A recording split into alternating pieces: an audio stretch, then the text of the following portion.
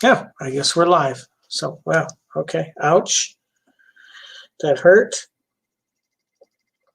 So we got the phone going here. Let's see where we're at.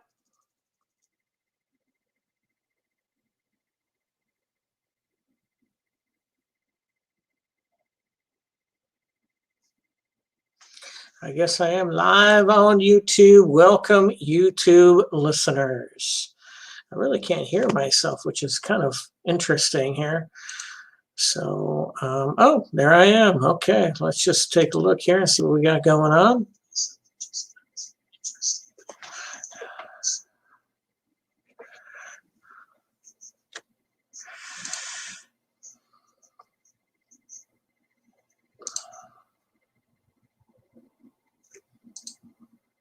All right, so let's take a look and see where we're at with this NFL draft, shall we? That's what this whole point is. We're checking it out, trying to see where the NFL draft is going with all of this. So we're going to try and take a look at the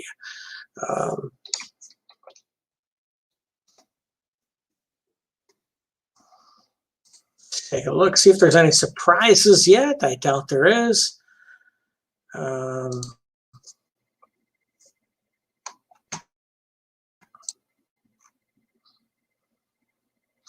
All right, here we go. Let's see. This is New York Times. I don't want that. Here we go. NFL draft track off of the NFL's website. Take a look at who the pick is. It's not going to be a big surprise. It's going to be Trevor Lawrence, obviously. Trevor Lawrence will be going to Jacksonville Jaguars as soon as this comes up. And Trevor Lawrence was taken. No one overall by the Jacksonville Jaguars. So let's see.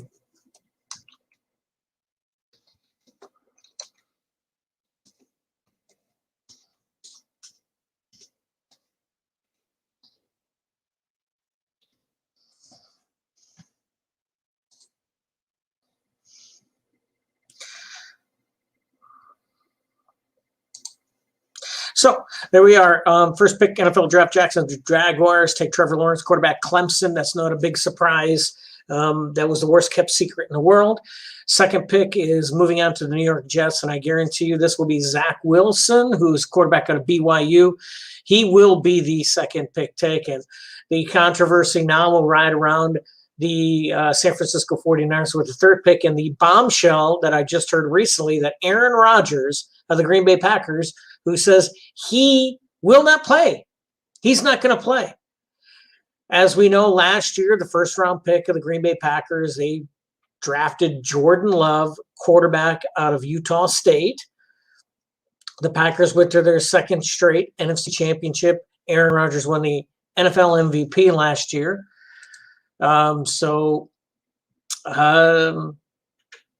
He got pissed. You know, didn't get a new contract. I guess he's under contract for 2 or 3 more years, and they can franchise him for a couple of years.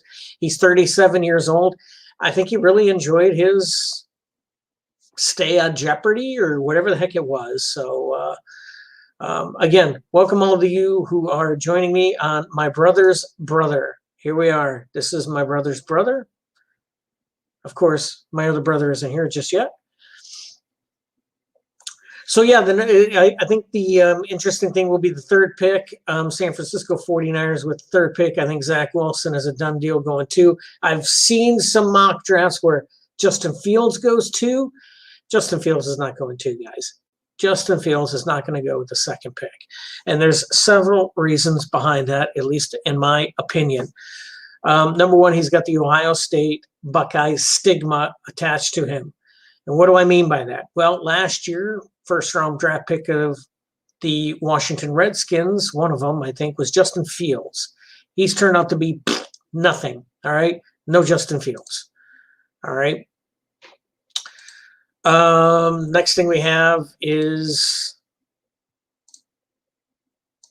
after that, after Justin Fields, Ohio State ran through this period of time where they seemed to have a plethora of quarterbacks that everybody liked. And they were just all over all these quarterbacks. You know, it was Dwayne Haskins, it was Cardell Jones. And it was like, oh, these are the guys. You got to be drafting these guys. And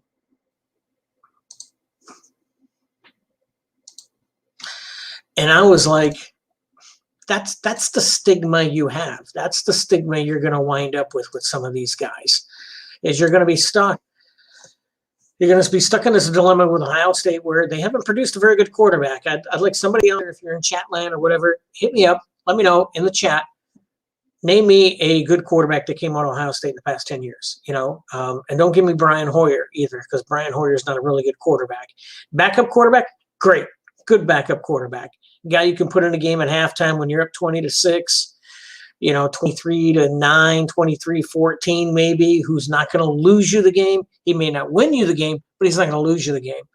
So,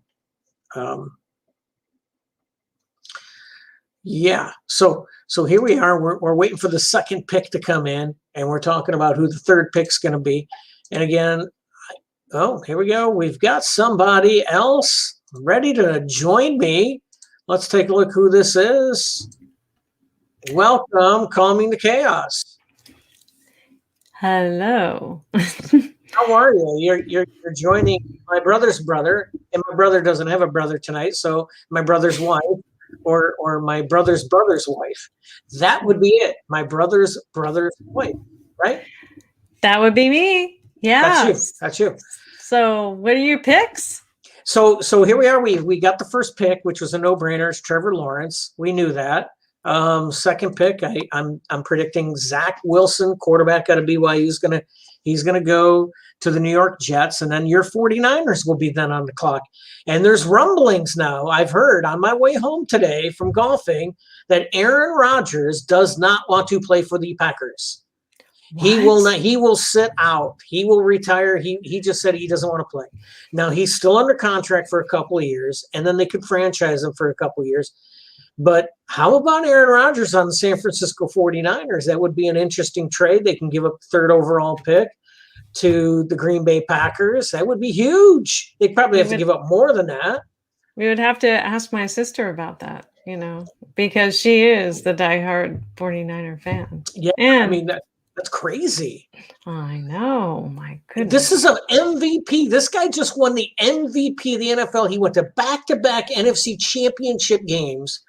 But I think, you know what? I honestly think he's pissed off because the Packers drafted a quarterback in the first round last year. I think he's still miffed about that, and I would be too. Yeah. Well, you know, I am wondering what your picks are and how they are playing out. Well, we've only gone through the first pick, and that was Trevor Lawrence. That was a no-brainer. I mean, you know, somebody 30, you know, it was a no-brainer. The second pick is coming up. That's going to be Zach Wilson, the quarterback out of BYU. I think the third pick, if Aaron Rodgers doesn't get traded somehow, some way with the 49ers, I think the 49ers are going to take Mac Jones, the quarterback out of Alabama. And the reason why is several reasons. And I was talking about that just before you came on, is some people are saying the quarterback out of Ohio State. And as you know, I'm wearing a Lions hat. I do not like the Ohio State Buckeyes. But that's nothing against Justin Fields. He's a great quarterback. He is good. But the 49ers went to the NFC Championship or the Super Bowl 2 years ago. Last year, they got hit with injuries. They don't need a quarterback that they're going to develop. They want a quarterback that's ready to win right now. I honestly believe Jimmy Garoppolo is going to get traded, and that whoever they draft in this spot is going to be the quarterback. That's why I think Mac Jones is going to go number 3. So we're waiting for the second pick. That sounds awesome.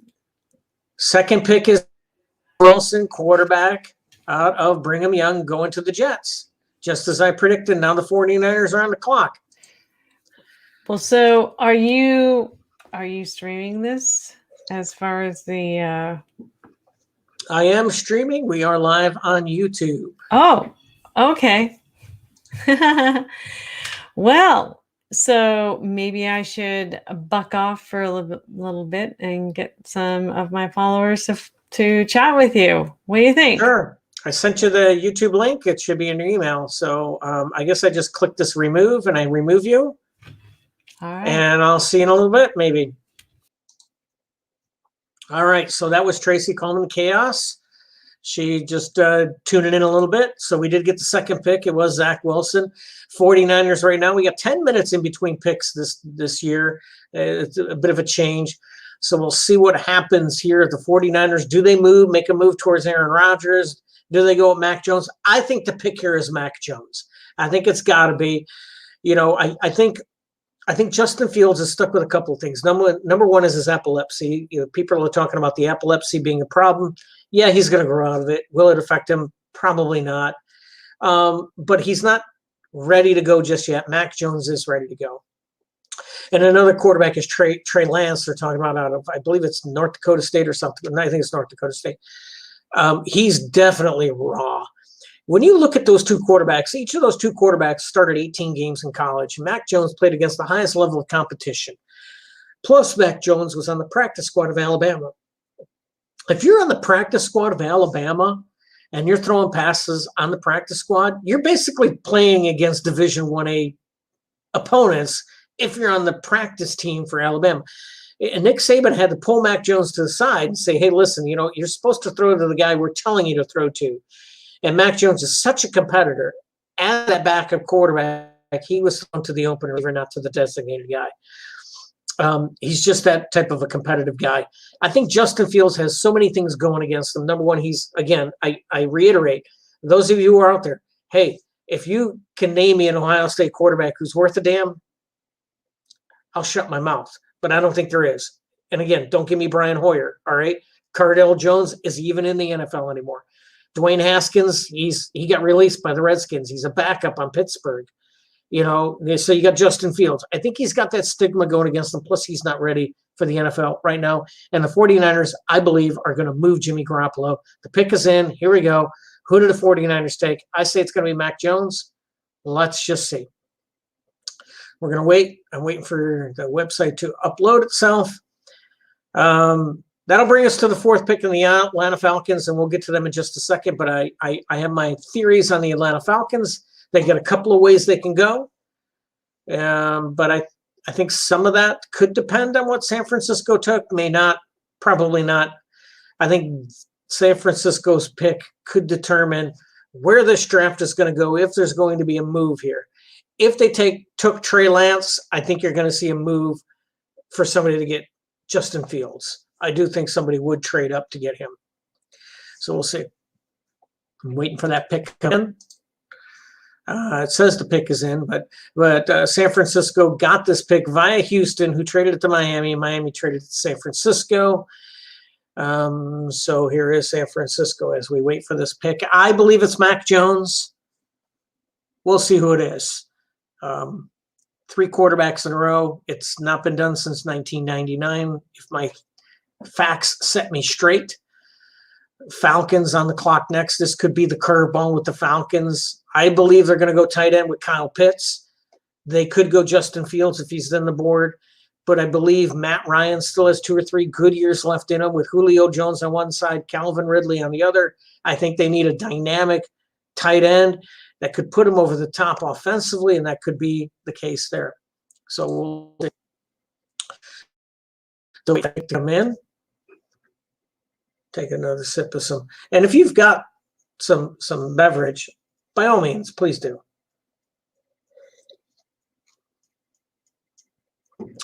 Okay, I'm blown away here. I am blown away. The pick was Trey Lance out of North Dakota State. So this changes the dynamic of this draft. Obviously, the San Francisco 49ers traded up to the 3rd pick because they had a quarterback in mind that they wanted. I thought it would be Mac Jones, or maybe Justin Fields. I did not think it was going to be Trey Lance, but they saw something in Trey Lance. Shanahan's a great coach. He is a very good offensive-minded coach. He's done quite well. Boy, it's a head-scratcher for me for a team that is Super Bowl competitive. They went to the Super Bowl 2 years ago. So this tells me, number one, they're probably going to keep Jimmy Garoppolo. They're not trading him. Number 2, Trey Lance is definitely going to be on the field at some point in time this year. and he's going to take over for Garoppolo. So Garoppolo knows, that's the case. So what does this mean? You got Mac Jones and you got Justin Fields. I think the Falcons could go with either one of those guys here, but I don't think that they would. I still think the pick is going to be Kyle Pitts, the tight end out of Florida. I think that's where this pick is going to go. That's pretty much a shocker, Trey Lance. I didn't expect that. They traded quite a bit to move up to the number 3 spot, so they obviously had one or two guys in mind. I thought it was going to be Mac Jones. This is where you possibly could see Mac Jones drop at this draft dramatically. A team like Denver could be salivating right now, sitting in the 9 spot, thinking Mac Jones would be a great fit for us, and we wouldn't have to give up the capital to get him as we would with Aaron Rodgers. Although that's a pretty good team with Aaron Rodgers on it if the Packers are trading Aaron Rodgers with the news that came out today. So Trey Lance to the San Francisco 49ers, obviously a quarterback that isn't going to be starting right now. He's got to sit on the bench. He's only played 18 collegiate games, won this past season, only one game this past season. I don't think he's ever thrown more than 25 passes in a game, I don't think. Gosh, I don't even know what kind of competition he's played out of North Dakota State. Interesting pick. I liken it to the Carson Wentz pick that the Eagles made a few years ago. Wentz came out of South Dakota State, if I'm not mistaken. Correct me if I'm wrong in the chat, if we have that. So this was a very intriguing pick. Falcons on the clock. Couple of places they could go here.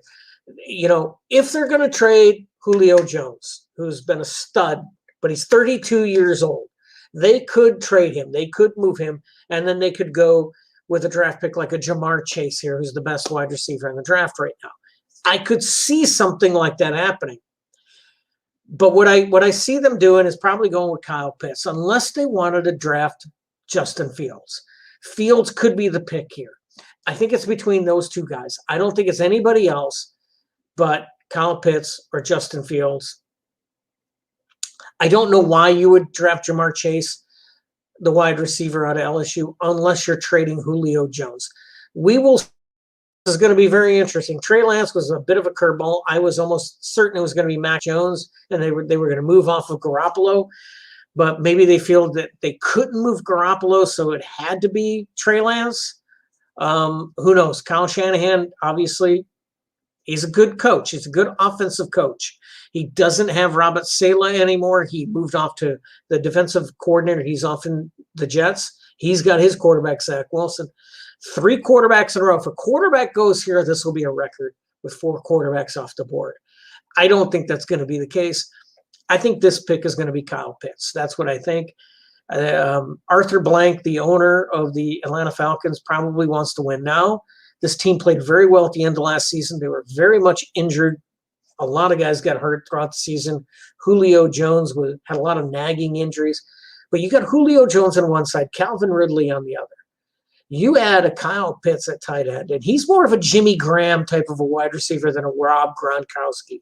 And what I mean by that is he's a dynamic offensive weapon. He's going to catch the ball. He can move great. This guy's got size. He's got speed. He is a dynamic offensive weapon. But he's not going to be able to throw the block like a Rob Gronkowski or TJ Hawkinson or Travis Kelce or somebody like that. But he's a dynamic offensive weapon. 6'5", 6'6", 6'7", running a 4.4 40. If this guy dropped 20 or 30 pounds, he'd be like Calvin Johnson on the outside. He'd be unbelievable. How would you like that as your tight end? You're not asking a guy. You never ask Jimmy Graham to do any blocking for you. So why would you ask this guy? Now, Rob Gronkowski is a different beast. He'll block, he'll get dirty, he'll get in the trenches. I love Rob Gronkowski. My wife loves Rob Gronkowski. I think there's a lot of people in New England that love Rob Gronkowski. I think there's a lot of people in Tampa that love Rob Gronkowski. I'm having a love fest right here. I'm going to take a drink. So we're moving on. The pick is in for the Falcons. We're going to see who this pick is. I say it's Kyle Pitts. Off chance that it could be Justin Fields, an even smaller chance it could be Jamar Chase if they're going to move off of Julio Jones, if they're going to trade Julio Jones. I don't know who they would trade him to, but we'll see. We'll see. So as we wait. The Bengals are now on the clock. You know, everybody been saying Penny Sewell, Penny Sewell, Penny Sewell, and then they were saying if Jamar Chase is on the board, maybe they take Jamar Chase. You don't invest the #1 overall pick in Joe Burrow as your quarterback last year and not protect him. Penny Sewell is the preeminent #1 tackle in this draft, and there's a lot of tackles. But the Cincinnati could be thinking, you know, we could go Jamar Chase here if he's still on the board. We don't know what the Falcons pick. We could go with Jamar Chase.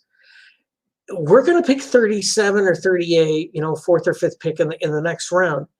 And there's going to be a good tackle there. There'd be a decent tackle. Not a Penny Sewell out of Oregon, who's the best tackle in this draft, but there could be somebody like that. So, yeah, that speaking of Cincinnati, as we wait for the Atlanta pick to come in, the pick is in. Goodell is walking it up. We'll see who it is. Again, I'm predicting Kyle Pitts. We'll see who it is. Again, I said it could be Justin Fields. I wouldn't be surprised with that pick, and I wouldn't be surprised with somebody like a Jamar Chase. I just don't see a defensive player coming off the board yet. There's no dynamic pass rusher, edge rusher, defensive end, and there's no dynamic defensive tackle like a Warren Sapp or Ndamukong Suh or somebody like that in here. So let's just see who the pick is. I'll refresh the screen here. We're taking a look, hoping we can get an idea who this pick's going to be. Is it Kyle Pitts? It is Kyle Pitts. So I was accurate. Kyle Pitts was the pick, tight end out of Florida. Makes sense. They needed a playmaker. Tells me they're going to keep Julio Jones, Calvin Ridley, Kyle Pitts. This is going to be a very dangerous team with Matt Ryan at quarterback. He's still got a couple years left. I think he can play at a decent level. This is a former MVP, former Super Bowl quarterback who came within about 15 minutes of winning the Super Bowl, you know, with the Atlanta Falcons. So now the Bengals are on the clock. Now here's another dynamic. You know, Trey Lance went with the 3rd pick, which was a kind of a curveball, mind you. Justin Fields is still on the clock. We know Cincinnati's not taking a quarterback here. The only question is, do they go with Penny Sewell, the tackle, and protect Joe Burrow, which is where I would go, or do they go Jamar Chase and give Joe Burrow his collegiate teammate?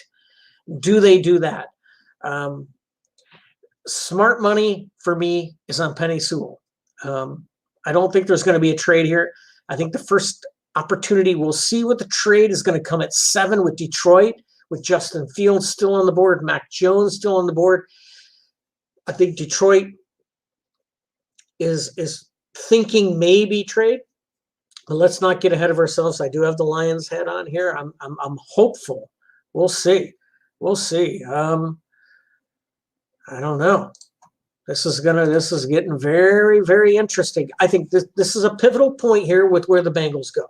Again, they can go Jamar Chase, wide receiver, dynamic, best wide receiver in the draft, bar none, in my opinion. Dynamic playmaker, hooking back up with his collegiate teammate Joe Burrow, where they won the national championship 2 years ago. Or do they go with the athletically dynamic Penny Sewell out of Oregon, tackle, who can protect Joe Burrow's backside for the next 10 years? For me, you make an investment in Joe Burrow like that, you got to protect him. And I would go Penny Sewell, but I'm a trench kind of guy. I love offensive linemen. I love defensive linemen. That's where I would go with this pick. We'll see. Cincinnati's probably fielding some calls. But again, I want to go back to this dynamic theory of Aaron Rodgers. I just kind of got this, you know, I played around the golf this morning. You know, I'm on the West Coast. I'm out in Washington, state of Washington. So I played around the golf. So, you know, got in the clubhouse, had a beer, whatever, and then I get my car heading home. And I hear this news that Aaron Rodgers is this is it for him. He's not even going to play this year. I didn't realize his Jeopardy gig went that good, but maybe it did. I don't know. I've watched little bits and pieces of him being the host of Jeopardy, and he was quite good. He was. I think it's frustration with him. I think he's frustration, especially last year. You know, when you think about last year, after last year, they go to the NFC Championship game. And then after that, they get into the draft. And who do the Packers draft? They don't get him an offensive weapon. They don't get him a wide receiver or offensive lineman. They don't get a player like that. They draft a quarterback. And listen, I'm not going to fault someone. Jordan Love was probably the best player on the board at that time. When you look at a board, every team has a board. And Mike Holmgren once said this a long time ago. You don't go into the draft drafting for need per se. You want to take the best player available. And that is more important now than ever before. And the reason why it's more important now is that fifth-year option. So when you draft a guy in the first round, you get a fifth-year option. You get an extra year at a discounted rate, right? That's what it's all about. So here's the a dynamic to that. Just take a look at Dak Prescott of the Cowboys. He was drafted, I believe, in the third or fourth round. I'm not exactly sure. I don't have my sheets in front of me. They didn't have that option to exercise to get him a fifth year. So they had to re-sign him. And he performed so well the first couple of years, and you can't start negotiating these guys until they have only 1 year left in the contract. So if you're a first-round guy, you exercise the fifth-year option. You can't negotiate with them until their fourth year. Same with any other draft pick. You can't negotiate a new contract until they reach their third year. Then you can start negotiating with them down the line. That's the trick to all of this. So you'll see a lot of teams, like the Baltimore Ravens did this magnificently. They traded back into the first round and got Lamar Jackson. Now they can exercise that fifth-year option. And they're copying what the Seattle Seahawks did years ago with a third-round pick, Russell Wilson, where they were able to save a ton of money, not paying him, and spend that money on defense and all of these other places, and that helped them win a Super Bowl. So the pick is in with Cincinnati. We're going to get to that in just a second. So we'll see where all this shakes out. Getting back to the Green Bay Packers, are they going to trade Aaron Rodgers? Are they not going to trade Aaron Rodgers? This is huge. This is huge because I could potentially see him going to Denver. John Elway loves good quarterbacks. He's tired of striking out. Last time he hit a home run, he was able to sign Peyton Manning. Aaron Rodgers would be a great fit there. Two great young wide receivers. Fant at tight end. He's a great tight end. You got Melvin Gordon at running back. Boy, that would be a potential Super Bowl caliber team with Aaron Rodgers on it. I believe that. I do. So Cincinnati, the pick is in. We'll see. I'm predicting Penei Sewell. Could be Jamar Chase. It's going to be one of those two guys. But if they're smart, in my opinion, it's going to be Penei Sewell. So we'll see. Cheers. Thanks for tuning in. Appreciate it. Again, this is my brother's brother. My brother's brother is not here today. So it's just my brother, me. So we'll see. We're still waiting for that pick to come in.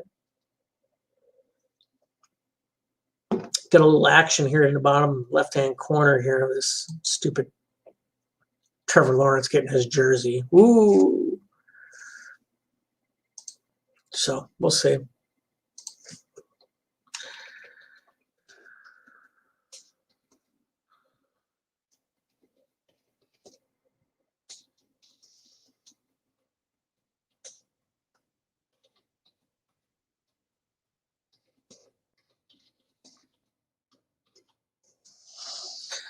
So shout out to Calming the Chaos. Thanks again for tuning in. Let's see, what can I do here?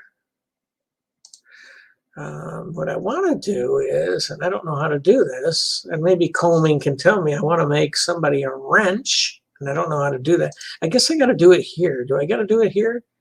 Let's see, can I do that here? Oh, there we go. All right. Okay, so I've just made Calming the Chaos a wrench. We're waiting for that pick to clear the internet here. Again, I'm coming to you live from Olympia, Washington. We're reviewing the first round of the NFL draft, kind of going over my predictions, and we're still waiting for the Cincinnati Bengals pick. I don't know what the hell. It's always with the Bengals, isn't it? Everything trips up and goes slow with the Bengals. How do you go with Hugh Jackson as your coach for that many years when the guy's like 50 games under 500? It's crazy. They got a good quarter. They traded A.J. Green to the Cardinals. Now the Cardinals have A.J. Green and Hopkins. Kyler Murray is going to be throwing to those guys. That is a tough division, guys, gals, whoever's tuning in. That is a tough division. You got the 49ers. Obviously, they're going to keep Jimmy Garoppolo because they're going to have to mature Trey Lance. You got the LA Rams, who just picked up Matt Stafford, who I love, and I wish him the best. And it is Ja'Marr Chase. I thought they should go with Penny Sewell, but they went with Ja'Marr Chase, linking him up with Joe Burrow. Now the Dolphins are on the clock. They were probably going to take Ja'Marr Chase. The Bengals must have felt so highly of him. They went with him. Excuse me. Wow. So this kind of another curveball, right? Trey Lance was one. Ja'Marr Chase is another. Everything else is kind of gone.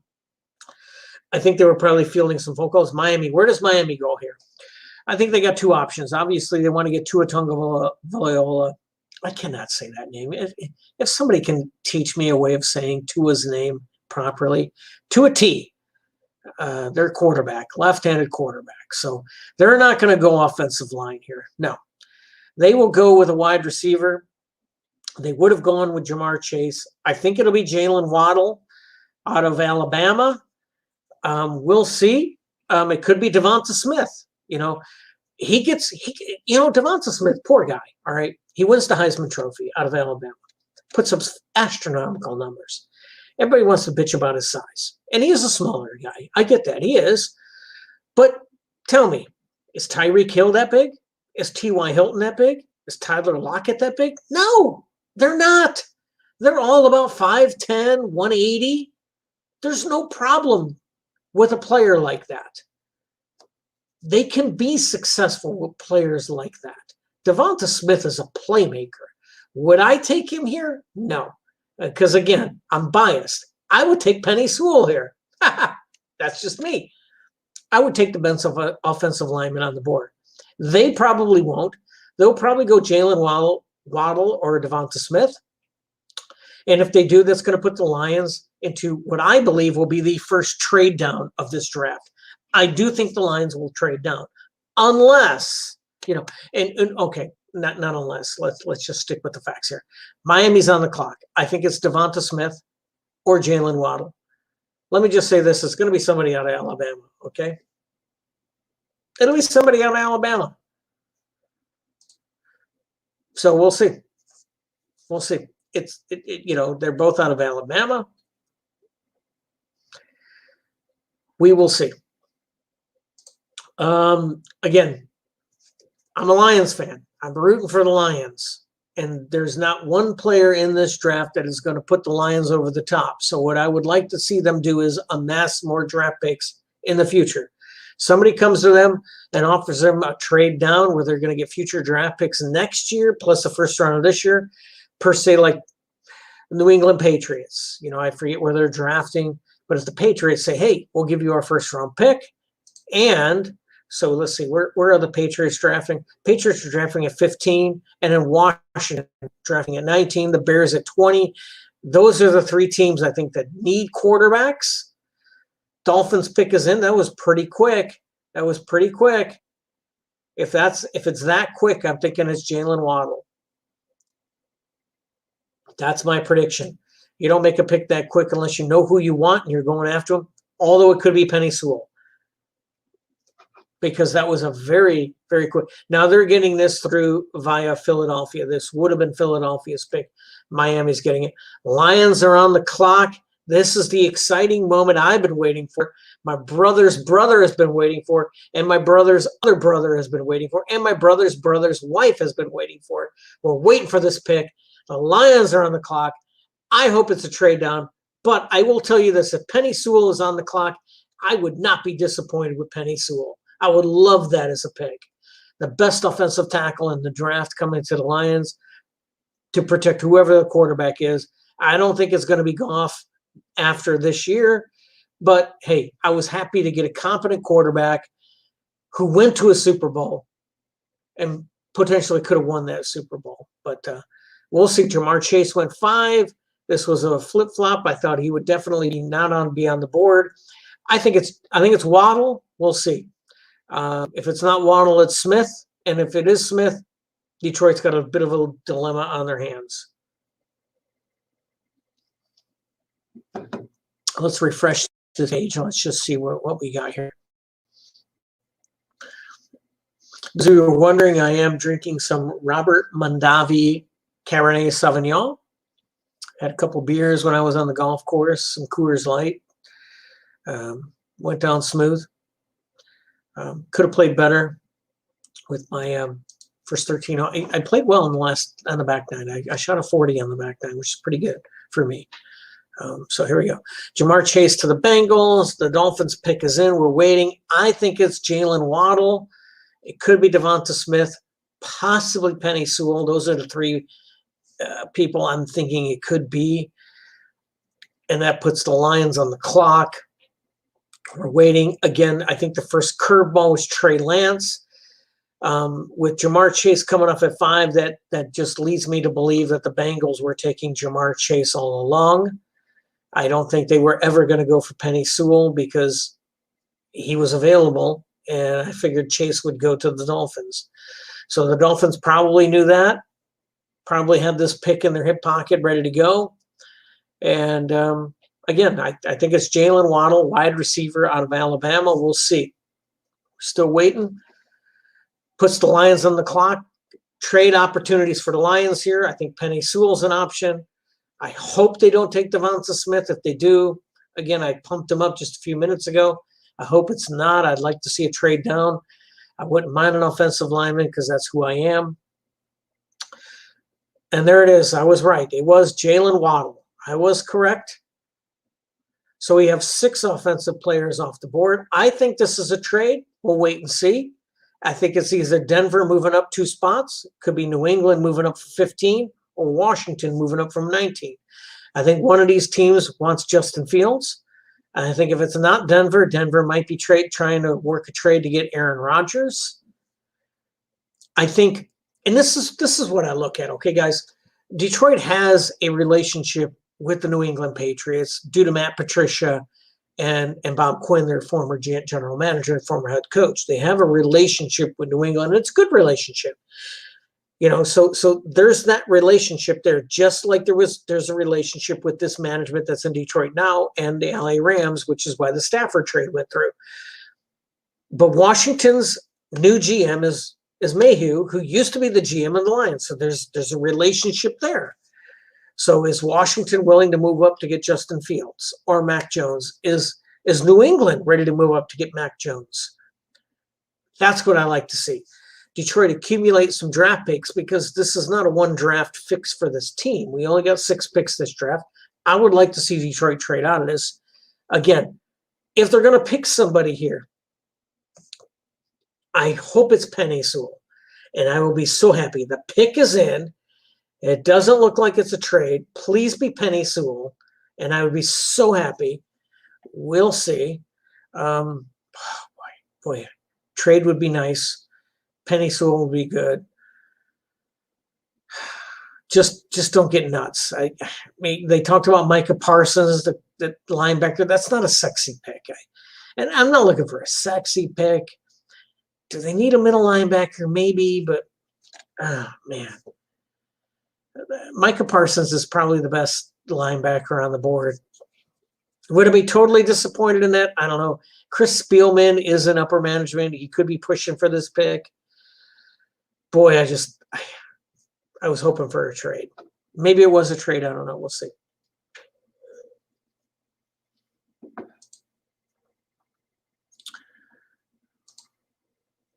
Still wait for that pick to come in. We'll refresh the screen. Don't know. Could be the pick is in. They could be walking to the stage. We don't know. So, still waiting. The pick is in. Panthers are on the clock. Where are the Panthers going to go? I think this is where the D comes off the board. Could be Patrick Surtain II. Could be J.C. Horn. I think a defensive back comes off the board here with the Carolina Panthers. Unless they go offensive tackle, they could take the kid out of North Carolina. Or not North Carolina. Northwestern, sorry.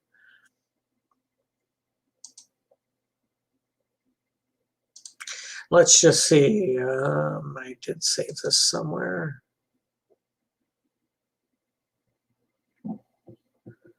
Out there. I'm looking here. I saved that. I swear I saved it somewhere. Let me see here.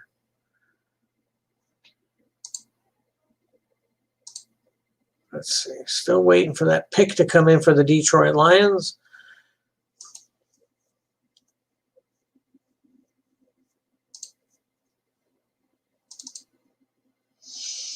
Let's see.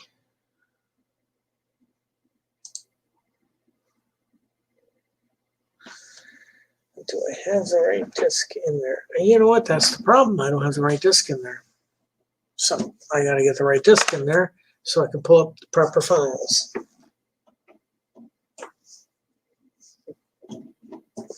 Why can't everything be USB 3? That's just crazy. Okay, so let's take a look here.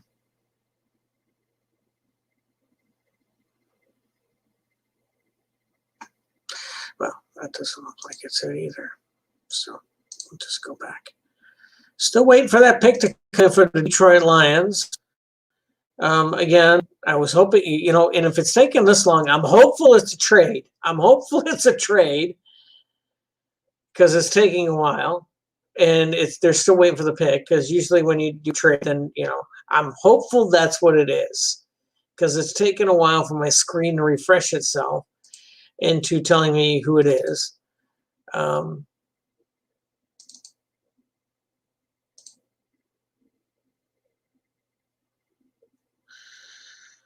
It's not here either.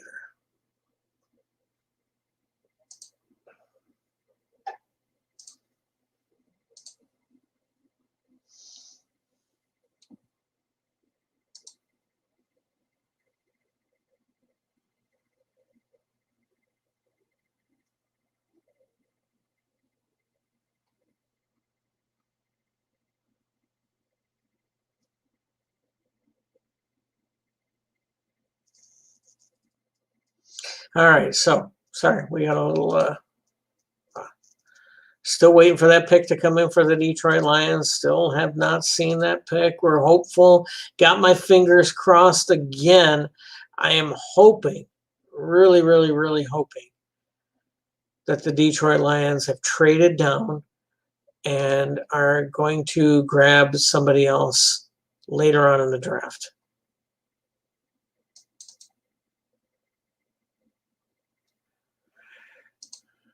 Okay, so what I'm looking for is, as I thought I had, and we still don't know. Still waiting for this to come in. Sorry for the delay, guys, gals, whoever's out there. Still waiting for this draft pick to come in for the Detroit Lions. Again, if it's taken this long for me, that's a good thing because it means there's probably a trade. And again, it says the pick is in. NFL Draft Tracker has not updated itself. It says the Carolina Panthers are on the clock.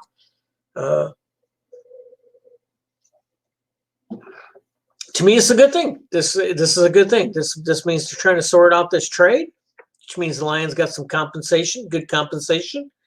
Hoping somebody traded up here to probably get Justin Fields or Mac Jones. I'm hopeful for that.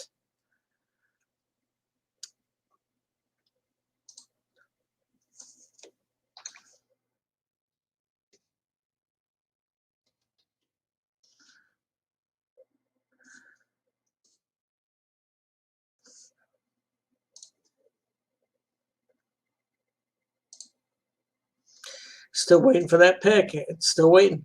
You know, so here we are. Okay, so let's get back to the draft here and let's kind of posticulate the first 6 picks here. You know, we knew we knew Trevor Lawrence was going number 1. That was no brainer. I mean, it's easy as pudding pie. We knew Zach Wilson was going to as soon as Sam Darnold was traded. We knew he was going to go 2 anyways. But then when Sam Darnold was traded to Carolina Panthers, we knew he was going to.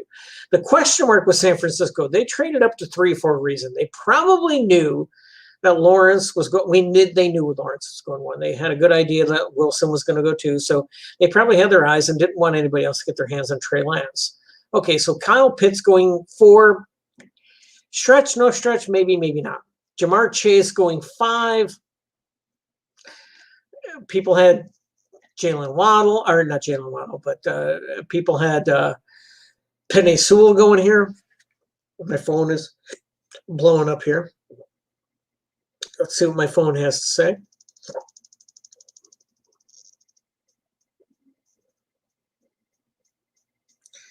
Well, the pick is in. I got an update from my old boss, so he obviously knows who the pick is. So obviously I got to refresh. We'll see who that pick is. Hopefully it is Penei Sewell, who I'm hoping it is. And it is Penei Sewell. Love that pick. If they're going to pick somebody there, I love it. Absolutely love it.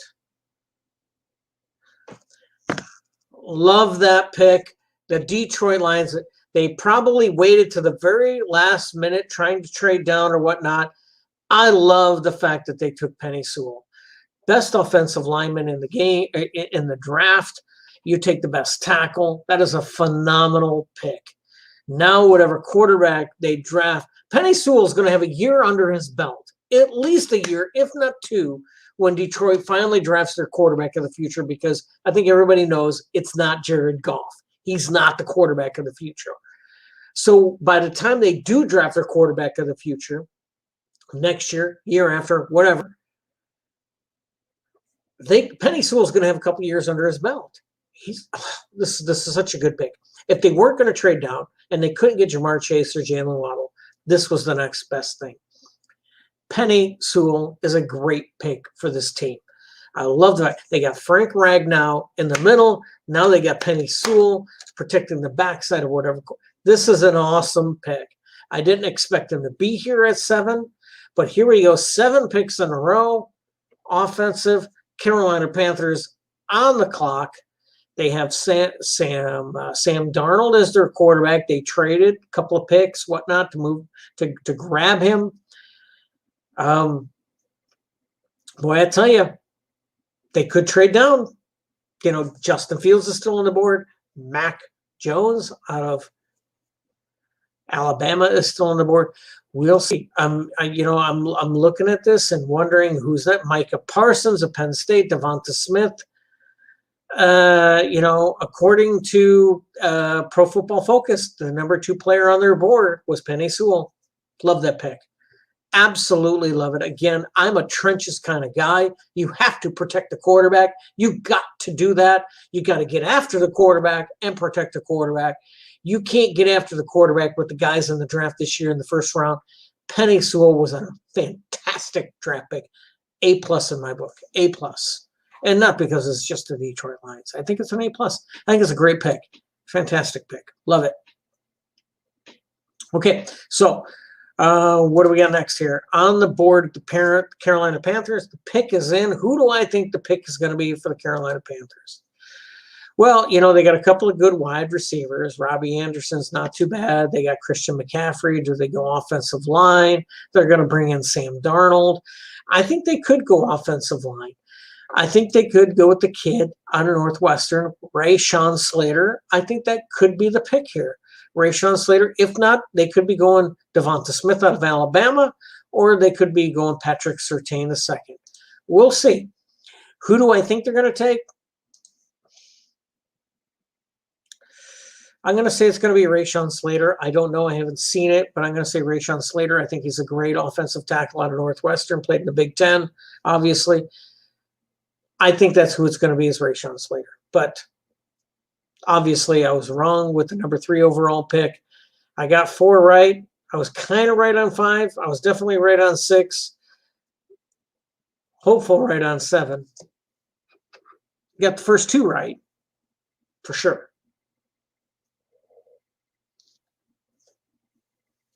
Cheers. I'm going to continue to drink, continue to evaluate this first round. Mac Jones, quarterback, still on the board. Washington needs a quarterback. Denver needs a quarterback. I still think, the pick is in with Carolina. I still think Denver's working a deal to get Aaron Rodgers, if Aaron Rodgers is available. We don't know. Green Bay could play hardball. But if Green Bay does, J.C. Horn, cornerback, South Carolina. I love J.C. Horn. His father was Joe Horn, played for the Saints amongst other teams. Great football player. J.C. Horn is a very good secondary player. I mentioned Patrick Surtain here was a possibility. They did go cornerback, so it was a little bit wrong on the player, kind of right on the position. You can nail me on that. That's fine. That's okay. Broncos are on the clock here. This could be the first trade down. I thought it would be Detroit, but with Penei Sewell on the board, it's hard to pass that up. Broncos could be trading this pick to the Packers for Aaron Rodgers, or they could be taking Mac Jones. This is the spot where if Mac Jones doesn't go here, I think he falls tremendously down the bottom of this field. I think this is either Mac Jones or Justin Fields right here, or a trade with the Packers. That's what I feel. That's definitely what I think. That's the way John Elway likes to work things. He likes to bring in quarterbacks, and I think he's fed up bringing in rookie quarterbacks who are it's going to be Mac Jones. Okay, so my prediction here is Mac Jones, Alabama, quarterback out of Alabama. Mac Jones goes right here. That's what I think, because I think John Elway wants a quarterback that can come in, start right away, decipher defenses, make plays. And Mac Jones is the only quarterback in this draft that can do that right out the gate. I think that's their pick right here. We will see. I like Mac Jones as their pick right here, which then brings up the Cowboys, who I believe the Cowboys are going to take. Patrick Surtain is who they'll take. Yet another Alabama player off the board. Yes, I know. But, when you play with Alabama, you're basically playing with the 33rd best NFL team. It's crazy. It's crazy. I'm very happy with the Lions taking Penei Sewell. I think that was a great move for them. I'm always, I think every year that NFL teams draft, how many of you play Madden football on the Xbox or the PlayStation or whatever? For me, every offseason that I would go into, I would always draft some sort of offensive lineman in the first 3 rounds to replace another offensive lineman. So when you think about it, every 5 years, you've completely revamped your offensive line. And I think that's what you got to do. You got to continue to revamp and improve your offensive line. And with Penei Sewell, I think you're adding depth. Does he need to start right away? He's going to. Absolutely. He's going to start. Where is he going to start? We don't know. He's an athlete. He's a beast. He's an animal. He's the best offensive tackle. The Lions just drafted the best offensive lineman in this draft. How could you not be happy with that? I'm absolutely ecstatic with that. No other way to put it. So we're moving on. We got Penei Sewell. Did I ever think in my wildest dreams we get Penei Sewell? Yeah, you saw a lot of mock drafts out there. Prisco from CBS, obviously Mel Kiper, and those guys from ESPN. I never thought Penei Sewell would drop to 7. And if he was there at 7, would Detroit take him? Would they trade down? Obviously, things happened with the Trey Lance draft pick. I think that was an anomaly. I think that was an anomaly. I think I was sold on Mac Jones going 3. I was 95% sure it was going to be Mac Jones, 4% Justin Fields, 1% that it was going to be Trey Lance. And that 1% was the case. So that proves to me that Jimmy Garoppolo is going to be their quarterback next year. They're not going to trade him. They're going to keep him for at least 1 more year, maybe 2. Who knows? You get 5 years with a quarterback. Again, this is that scenario I was playing out earlier. You might want to trade back into the first round to get that 5th year option. You kind of want that. So here we are. We are now waiting for the Carolina Panthers. Again, what did I say? I don't even remember what I said. Yeah, I did say it. Yeah. Patrick Surtain, right? Yeah, Patrick Surtain, I think, is their pick. And we'll see. I like the Surtain pick if it's Surtain. I don't think it can't be a quarterback. Oh, no, I'm sorry. My mistake. I said offensive lineman. That's right. And I said Rashawn Slater is going to be the pick. And I'll stick with Rashawn Slater. I didn't mean Patrick Surtain. I'll stick with Rashawn Slater. You know, you get these teams that stay on the clock for as long as they are. We get 10 minutes in between picks. Obviously, there's some things that happen. You know, you're making phone calls and whatnot. And I'm sure Detroit was on the phone heavy with a lot of teams. You know, so Denver's probably on the phone right now. Maybe not. Maybe finishing up. Possibly talking to Green Bay, saying, "Hey, Green Bay, here you go. You know, here's the deal. We'll give you our pick right now. We'll maybe give you a second rounder next year and maybe a third rounder the year after that for Aaron Rodgers. Listen, he doesn't want to play for you. He's fed up with you. Gives him a little bit of leverage. Green Bay may be like, yeah, screw you. You know, we're going to stick with him. But then again, how much does Green Bay have to believe what Aaron Rodgers is saying? How much do they believe that? And if they do, if you're Green Bay, how do you not trade Aaron Rodgers? How do you not? If you're Green Bay and Aaron Rodgers said what he said, which is, I will not play for you this year, how do you not take that seriously? And if you're Denver, how do you not call up Aaron Rodgers and say, hey, we'd like to trade for you. Would you play for us? They're doing their due diligence. And if that is the case, what is the package that Green Bay could accept from Denver for Aaron Rodgers? Does Aaron Rodgers make Denver a Super Bowl contender? I think it does. I think with the wide receivers they have, young wide receivers, with tight end, Melvin Gordon. I mean, I think this is a very, very good offense with Aaron Rodgers. Excellent offense. I think it's a very good fit for Aaron Rodgers. And I think if you're Green Bay and Aaron Rodgers is serious about saying, you know what, I'm not going to play. I'm not going to play. Are you ready to roll into next year with Jordan Love as your quarterback? I don't think you are. And if you are, I think okay, so the pick is in. Don't know if it's a trade. Cowboys are on the clock. Cowboys are going to take Patrick Surtain the second. I think I believe J.C. Horn was the best cornerback on the board. Some people will say Patrick Surtain, but I think J.C. Horn was the best available. But again, we don't know where Denver went. If Denver didn't trade, I think they take Mac Jones here. It's either Mac Jones or a trade with Green Bay. That's my prediction. Could be Justin Fields. Outside chance it's Justin Fields. Very much an outside chance it's Justin Fields. Wow. Okay. I am floored that the Denver Broncos took Patrick Surtain the second. I thought he would go here with the Dallas Cowboys. I suck. I suck, guys. I suck. I am not very good at predicting this shit. But I'll admit that. You know, it's all a crapshoot. But, you know, no excuses. I really thought Denver would take a quarterback there because that's been their history. I thought it would be Mac Jones. Okay, so we still have two quarterbacks, Mac Jones and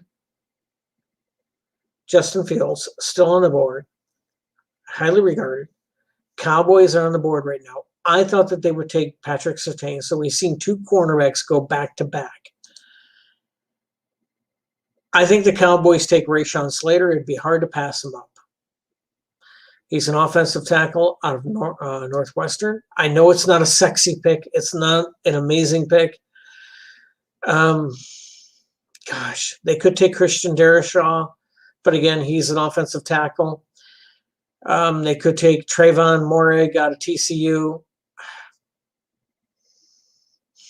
gosh, I'm Greg Newsome out of Northwestern. I just really think that right now it could be Micah Parsons. Okay, so this could be the Micah Parsons deal. Sean Lee just retired, so okay. You know what? I'm gonna go crazy here. Jerry Jones is calling the shots. This is going to be Micah Parsons. This is going to be the best linebacker in the draft, Micah Parsons out of Penn State. I think this will be the Micah Parsons pick. I know I said before about Denver taking a quarterback. Obviously, one of two things came into play with Denver.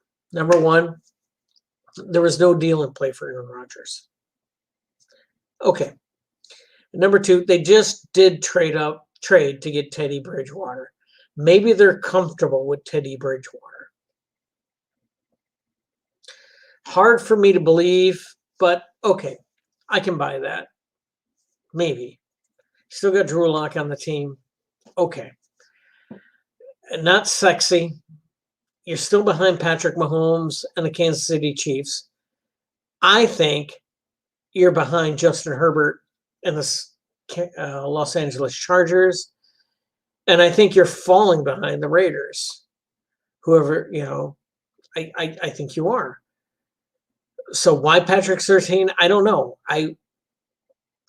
Maybe there wasn't a deal to be made with Green Bay for Aaron Rodgers. I don't know. Maybe that was just all smoke and no mirrors. Smoke and mirrors, smoke and no mirrors, however you want to look at it. I don't know.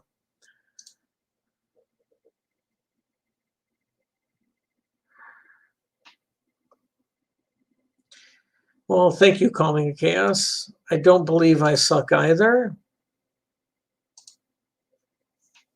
Thank you. I don't think I suck either. But I haven't been too accurate here, so I'm hoping to be accurate here.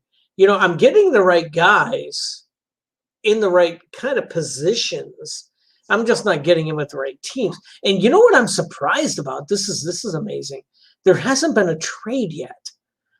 And this could be a trade here with the Cowboys. I could see the Cowboys trading with the Patriots. You know who's sitting in the catbird seat right now, folks? I'm telling you right now. Bill Belichick is sitting back in Foxborough. And he's like, fuck all y'all. I spent all this money on all of these great offensive weapons, and I'm sitting back, and the guy I want is still on the board, and nobody in front of me is going to take him. Mac Jones. Could you imagine Mac Jones on the Patriots? He's better than any quarterback they got. He fits in perfectly with that system. And that team is immediately a 10-win team, I think. With that defense, with Matt Patricia coming back, with Bill Belichick helming that. They got some guys that took the year off because of COVID. Wow.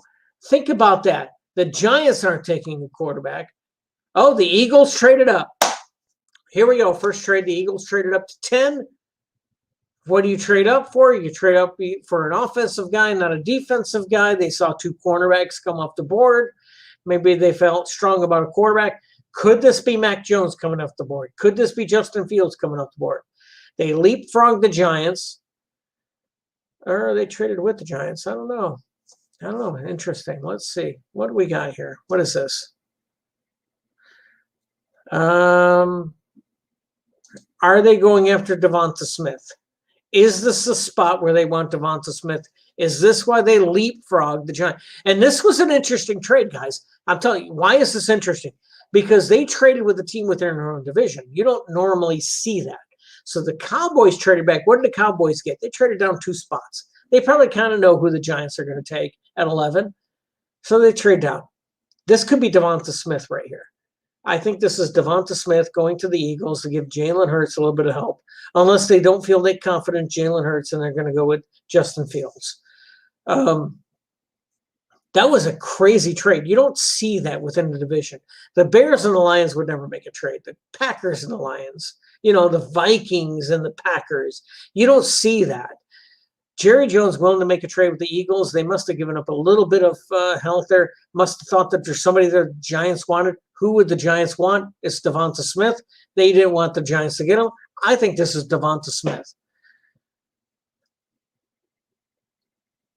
This could be huge. Okay. We'll see. Okay. Thank you, Calming the Chaos. I appreciate you for being my mod. We'll see who this pick is. Eagles are on the clock. They're giving the notion they're on the clock. This is the 10th pick, guys. We're only through 10 picks, 10 minutes a pick. This is the first trade. Crazy that it went Cowboys-Eagles. Cowboys trade down 2 spots. What do you get for those 2 spots from trading to 10 to 12? What do you think?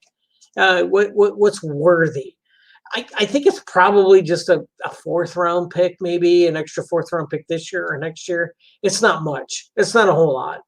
But it's extra because who the Cowboys want is obviously going to be there at 12, who they believe. And I think it's Micah Parsons. I think that's who they're going to take is Micah Parsons.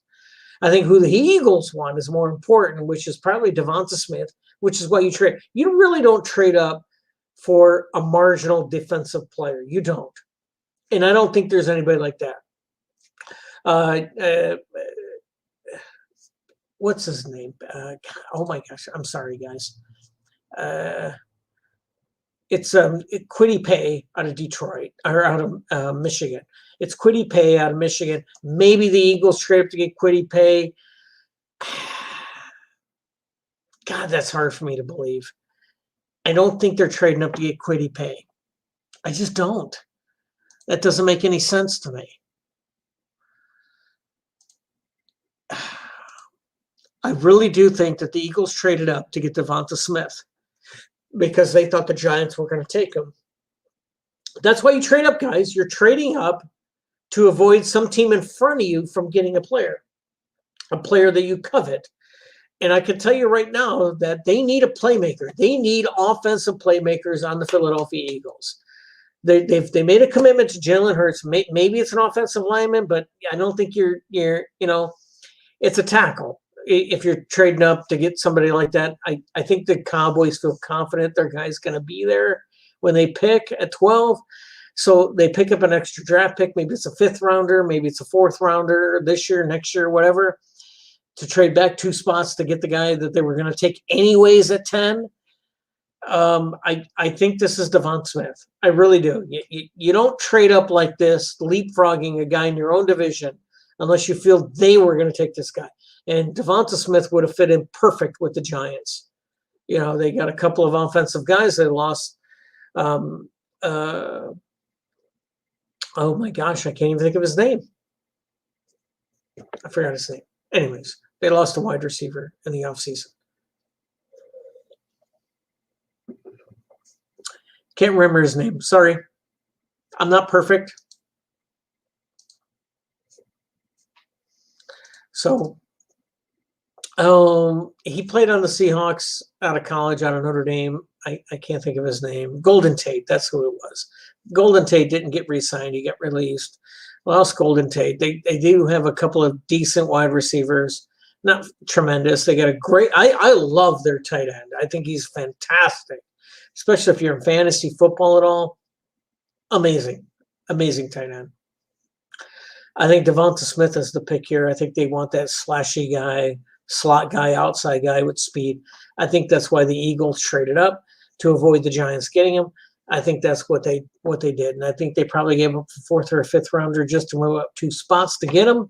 I think that was the deal. We'll see. We're waiting. The pick is in, and I'm right. I was absolutely spot on with this pick. I'll take all credit for that. I predicted it. I was right. They felt that the Giants were going to take Devonta Smith, so they felt the need to jump up and grab him. I think that was a good move. I don't know what they gave up for him. I think it was a draft pick for him. They needed that guy. He's kind of, this very fast, small. Again, I talked about this before the draft. He's, that 5'9" to 5'11" guy. He's not tall, but he's speedy. I put him in that same category as T.Y. Hilton out of the Indianapolis Colts, Tyreek Hill out of Kansas City Chiefs, Tyler Lockett out of the Seattle Seahawks. He's that kind of guy. He's 5'10", 5'9", 5'11", not big. 175. He'll put on some weight, guys. He's going to put on some weight. Get up to maybe 180, 185. He'll put on some weight. He'll be durable. This guy won the Heisman Trophy, for crying out loud. If you're an Eagles fan, you ought to be happy. He's the Heisman Trophy winner. You got him with the 10th overall pick. You got to give up a pick to get him, to move up, to grab him. But you knew the Giants were going to grab him. You knew it. I knew it. Everybody else knew it. They knew it. So now the Giants are on the clock. What are the Giants going to do? I don't know. They're on the clock. But I can tell you this, the Cowboys knew that the player they wanted was still going to be there at 12. That's why they picked up an extra draft pick, and it was a smart move by the Cowboys. You don't see that a lot of times out of teams. And I'm not gonna discredit Jerry Jones. He's a great general manager. He really is. I think he is. Most general managers are. If you're taking the 32 best general managers in football, hello, you got to be pretty damn good. Good pick by the Eagles, trading up to get him so that the Giants don't get him. I like that. That was a good move. All right. Well, we'll see. Let's take a look at who's left available. Here we are. The Giants on the clock, might be looking offense, might be looking wide receiver. Is it Elijah Moore, the wide receiver at Ole Miss? Got a lot of publicity, very fast. Could go Rashad Bateman out of Minnesota. Do they go offensive tackle? Do they go Christian Barmore? Interior defensive lineman Christian Barmore. Rashawn Slater out of Northwestern. Tough choice right here. Let's see. Looks like a trade was made, and the Bears are now on the clock. I thought the Giants were on the clock. Looks like the Giants traded down. Oh, wow. Am I mistaken? Hold on a second here. The Bears. Yeah, the Bears traded up to 11. So the Bears have traded up. This is a quarterback. I guarantee you the Bears traded up to 11. They're not trading up to 11 to grab an offensive lineman, defensive lineman. Absolutely not. Good move by the Giants. Devonta Smith wasn't there. So what do? They trade down. Oh, wow. They didn't even. What did they get for this trade? I don't even know what they got. What did they get? Hold on. I got to bring this up, guys. I'm trying to bring this up. I want to see what the Bears got in this draft, this pick. So, okay, so the Bears are on the clock. Micah Parsons, there's a couple players. We'll have to wait and see. I'm not sure what the Giants received in compensation, but when I look at what's available between the Bears and where they would have picked, obviously New England Patriots, Washington Redskins are two teams that come to mind. So they trade down all the way to 20. The Giants trade all the way down to 20. Excuse me. The Bears trade up to 11. They're taking a quarterback here, guys. They're taking a quarterback. They don't have a quarterback. I hate to say this. So here we go. My boss, who has already texted me, he's a big Bears fan. He is probably sitting with bated breath. Boy, I am really dry mouth now. So we'll see. I'm going to text him because he's got some inside information.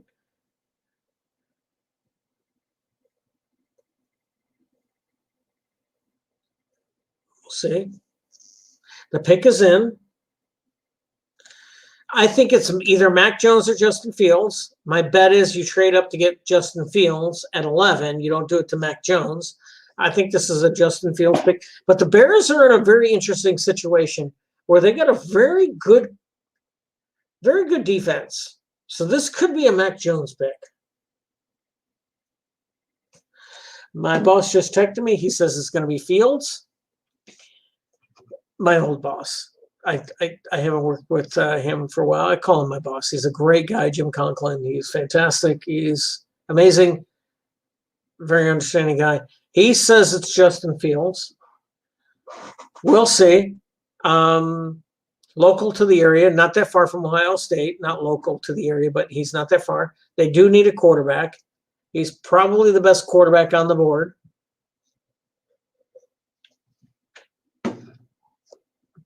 But in a win now situation, maybe it's Mac Jones.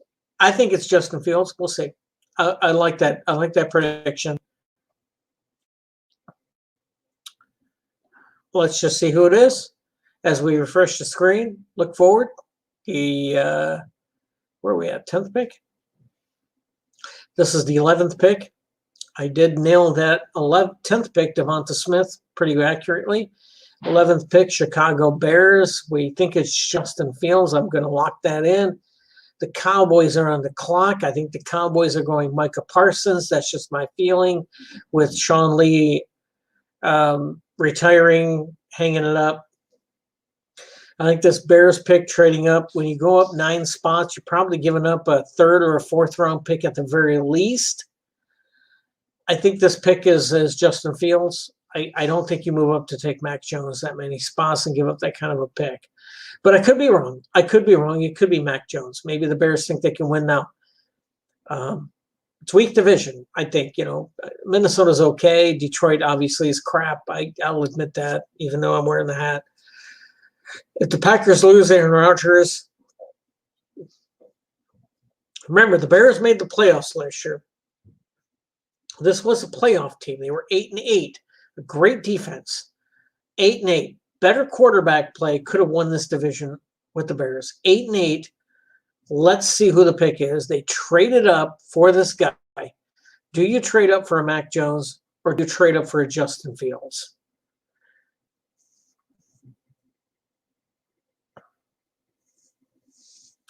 So as we wait for that, we take a look forward. Cowboys on the clock. Who are the Cowboys going to take? That offensive line has been stellar for years. Could use some revamping. And it is Justin Fields. Good pick for the Chicago Bears. Bad for the Lions. Don't like it. But, it was a proper pick. It really was. I think that was the proper pick for the Chicago Bears. You trade up to 11 to get the guy you want. That's the guy you want. It's a good pick for them.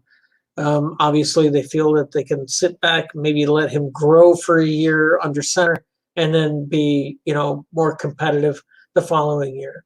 So betting man says the Bears, 17-game season, maybe they go 6-11, 5-12.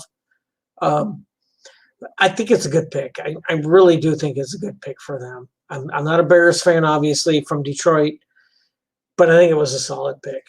I'm actually going to get on the horn right here. I'm going to text my ex-boss. I'm going to say, good pick.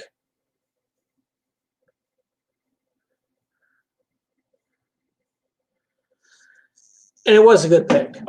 I admit it. It was a solid pick. Obviously that's an indication that they're probably not going to win too many games this year. But that was a good pick for them. They got a solid defense. And maybe he's ready to go this year, midway through the season. Who knows? Maybe they feel confident enough to keep the guys they got for a couple more years on defense, keep them. So now this puts the Cowboys on the clock. Now they traded down 2 spots. So who do they have in mind? Who was it they have in mind? And what did they pick up? We don't know.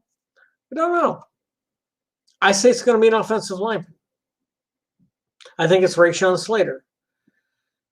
That's just my prediction. I think if Rashawn Slater is the guy that goes right here to the Dallas Cowboys, I think they got to start revamping this offensive line at some point in time. It was fantastic in Ezekiel Elliott's first year. Unbelievable. Along with Dak Prescott. That's why this team was so successful. And my boss texted me back. Let's see what he said.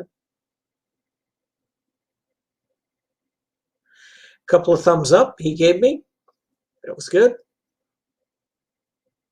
So we'll see. We'll see. That was a good pick by the Bears. I like it. I like trading up, to the 11th overall pick, and you get your quarterback of the future. Quarterback's going to be here. You hope for 10 years. Maybe he's not ready to go next year, but he's going to be ready to go. So the Cowboys going right now, I think it's going to be an offensive lineman. You got to revamp that offensive line at some point in time. But Jerry Jones He's a risk taker. This could be Micah Parsons. It's either Parsons or Slater. Gosh, boy, I'm seesawing right now, back and forth on this pick. Who's it going to be? Is it Parsons? Is it? We don't know. We don't know.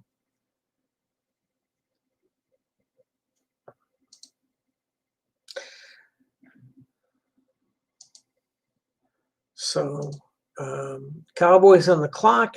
They're getting this pick from San Francisco via Miami, via Philadelphia, via Dallas. This pick's been traded 3 times already. Who knows?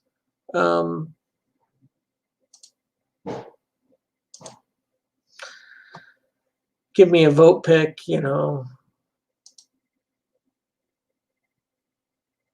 So I'm going through and it's asking me, the vote pick. It's funny. I'm on the NFL.com draft page, and you can vote where you think what was a good draft pick, what was a bad draft pick. So I voted Penei Sewell for the Detroit Lions as an excellent draft pick. 5% of the people say it was terrible. 4% say it was bad, and 11% say it was fair. So 20% of the people voting out there say it was fair to terrible. Fair to terrible. Who would you have drafted ahead of Penei Sewell? If you're listening to this, I'd like to hear you in the comment. Go ahead, comment down below. Who would you have drafted ahead of Penei Sewell? If 20% of you say that was fair to terrible, who would you have picked? Cowboys pick us in. Again, I think it's the offensive tackle or it's Micah Parsons. Knowing Jerry Jones, my money is on Micah Parsons. My brain says, Slater. My money says Parsons. Because I think he wants to replace Sean Lee immediately, and I think he might think Micah Parsons is that guy.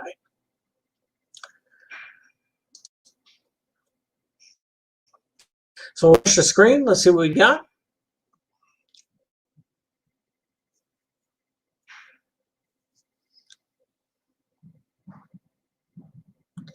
Still got Pickens in.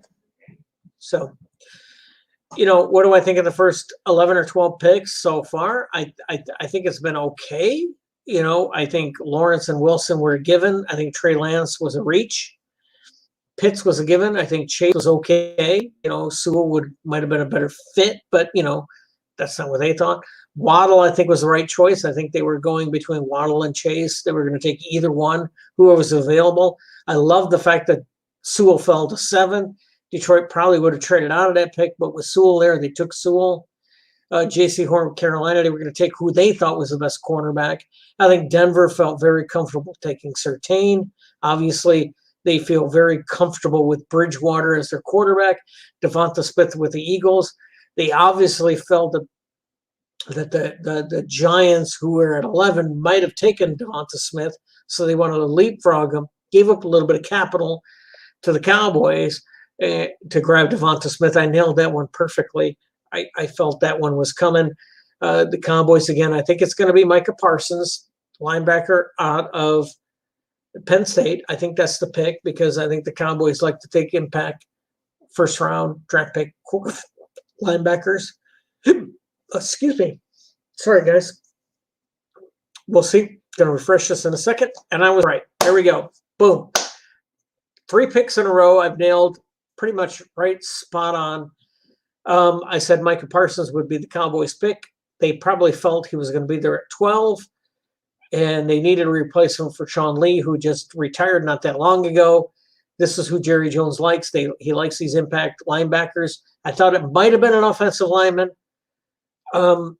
which just shows you the depth of this offensive lineman draft. Micah Parsons, head and shoulders above the rest of this field for linebackers. He really is. Chargers are on the clock. This is going to be an interesting pick. Chargers could go offense here. They could.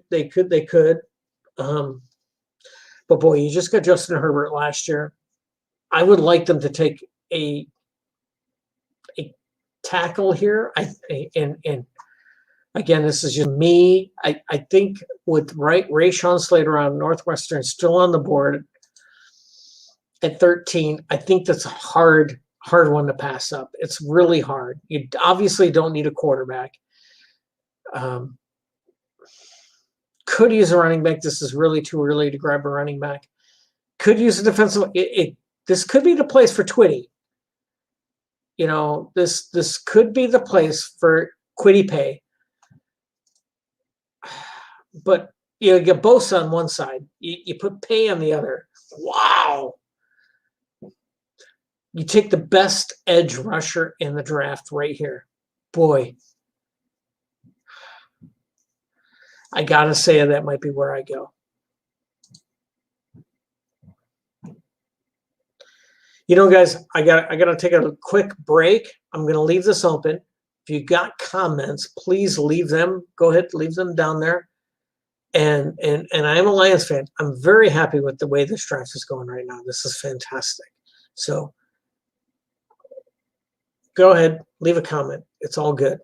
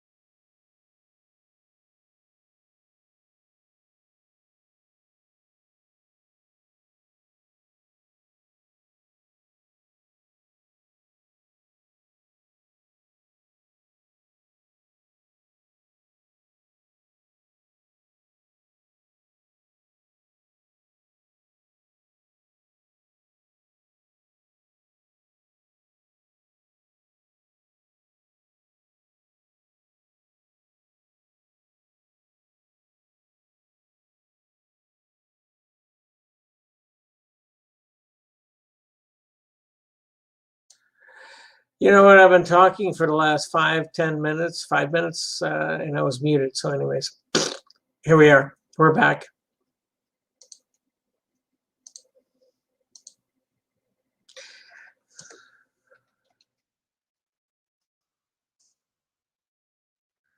Bring up my draft pick. Use up. Lost my audio. I wasn't talking. I was yakking at myself. My bad.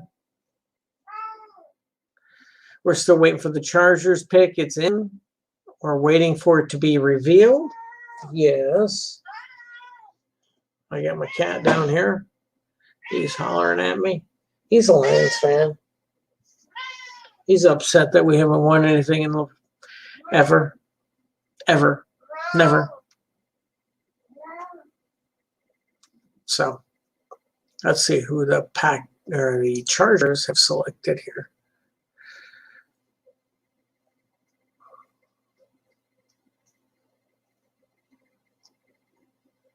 Still waiting.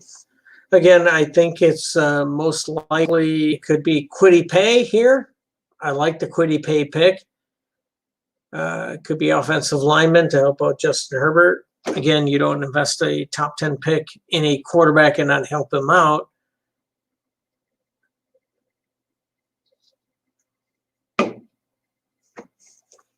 We'll see. Vikings on the clock next. What do the Vikings need? There's a few things they need. You know, they got a very young secondary. They could probably use some defensive line help. So if Kwity Paye don't go here, he could go to the Vikings. And then the Patriots after that, I think, is Mac Jones. I think Mac Jones goes to the Patriots. I think that's a smart move for them. That's a team that's ready to win right now in a division other than Buffalo that is very weak. So we're still waiting on this Chargers draft pick. Could it be Christian Balmore? Could be. Could it be Christian Darrisaw out of Virginia Tech? He's a very good offensive tackle himself. Yes, it could be. There's a few guys it could be. Could be the linebacker out of Notre Dame. Don't ask me to pronounce all his name, but it's Jeremiah. So let's just see. It is Rashawn Slater from offensive tackle at Northwestern. I was right. Again, that is 4 picks in a row for me. I got right. I did select Rashawn Slater for the Chargers. That is a great pick for them. So that puts the Vikings on the clock. So again, let's talk about Rashawn Slater a little bit. You know, good offensive tackle, probably the second best offensive tackle in the draft, in a deep offensive lineman draft. Chargers want to protect Justin Herbert. Here you go. You take the best offensive tackle that you think possibly in the draft, maybe behind Penei Sewell, who the Lions got. But Rashawn Slater definitely not that far behind Penei Sewell as far as measurables and athleticism and whatnot. So good, solid pick. I would give that pick an A+.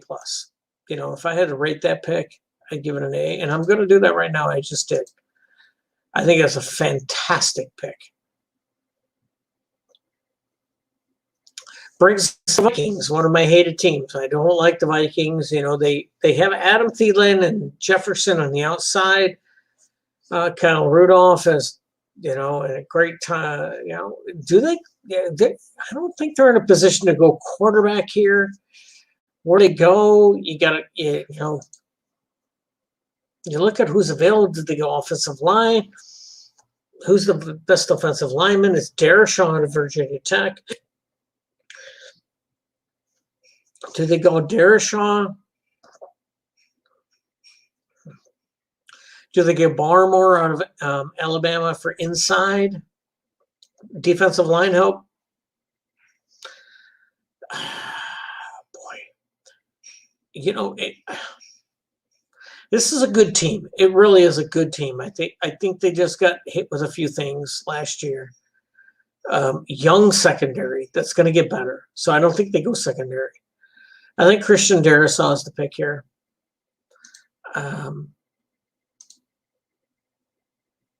I think it's a potential trade down with somebody. I don't know who's willing to trade up with them to grab anybody because I think everybody is set with who they need going forward. Excuse me.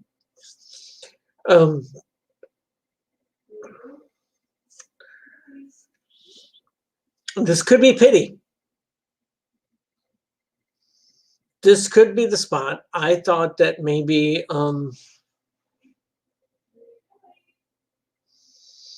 and again, I'm looking through my list of who's available. I think Kwity Paye could be the pick here. This could be Kwity Paye, the best outside edge rusher left in the draft, or in the draft, period. Not left. Nobody's been taken. This could be Kwity Paye right here for the Vikings. You know, trying to find lightning in a bottle in a division where the Bears just drafted a quarterback, so they're fielding a new quarterback. Packers have uncertainty at quarterback. We don't know if Aaron Rodgers is going to be the quarterback. Maybe, maybe not. The Lions going under a whole new regime, revamping everything. Could Kwity Paye on this team with this young secondary in their second year, helping them kind of revamp everything?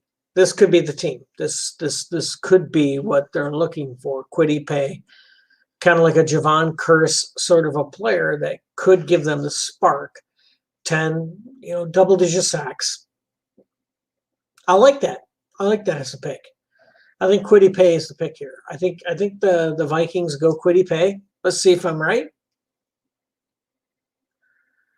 My screen just refreshed itself, so I'm going to wait. Going to get some more juice. I think Kwity Paye is the pick here. Let's see if the Vikings choose what I choose. I'm 4 for 4 over the last 4 picks. Been pretty solid. I was pretty clear on some of those picks. Kind of iffy on some of them, but for most of the part, the last 4 picks, I think I've been very affirmative. My computer is still refreshing. So again, if you have any comments, if you want me to add something, delete something, if I'm an idiot, fine. Tell me I'm an idiot. I don't care. I'm an idiot. I know that. I'm a lush. No big deal. I fart. Yes, I do. So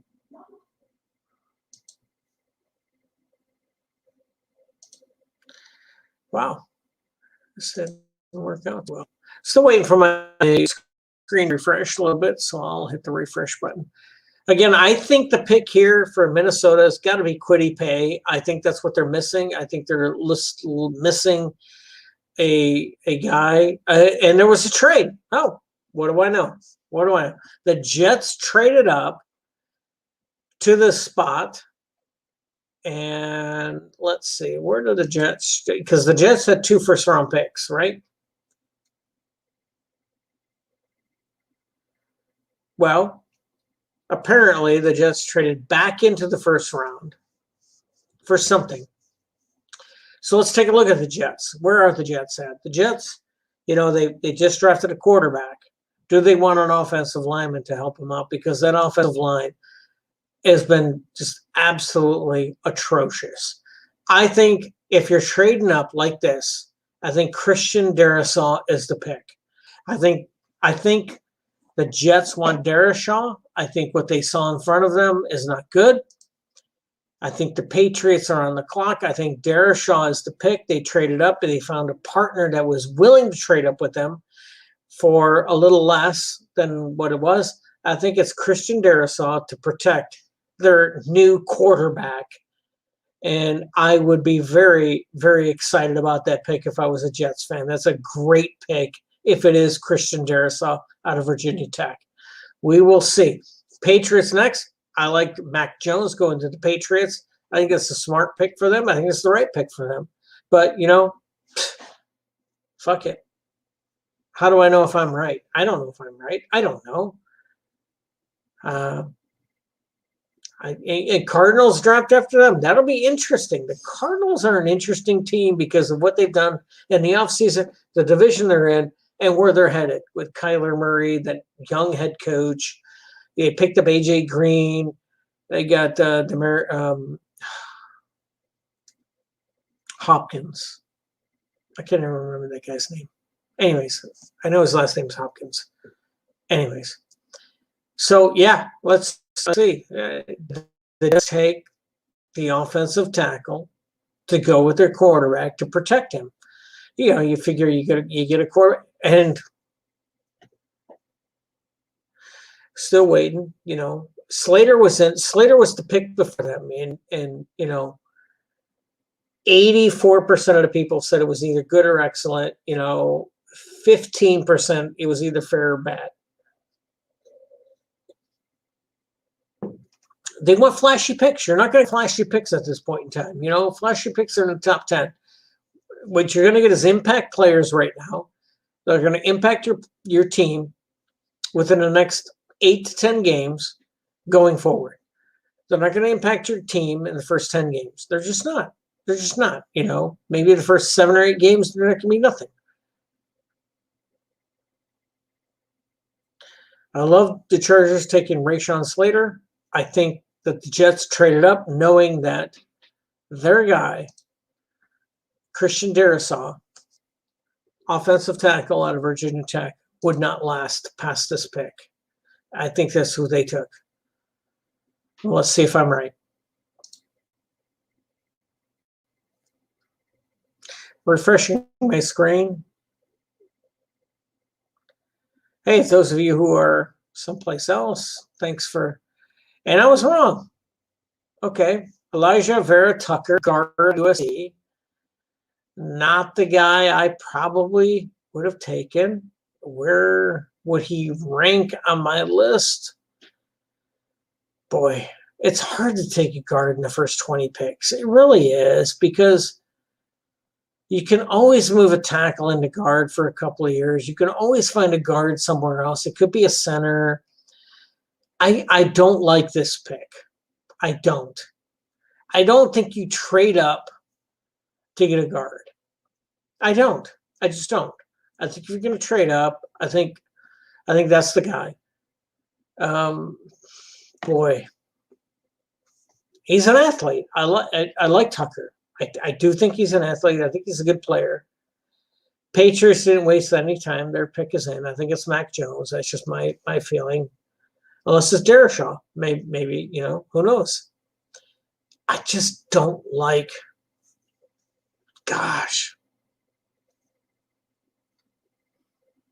I'm going to rate that. I'm on the NFL draft mocker here. I'm going to say that was a bad draft pick. That's my vote, is bad. And I'm 9.22% say excellent. Oops. Sorry. I'm going to backtrack here. I'm trying to backtrack.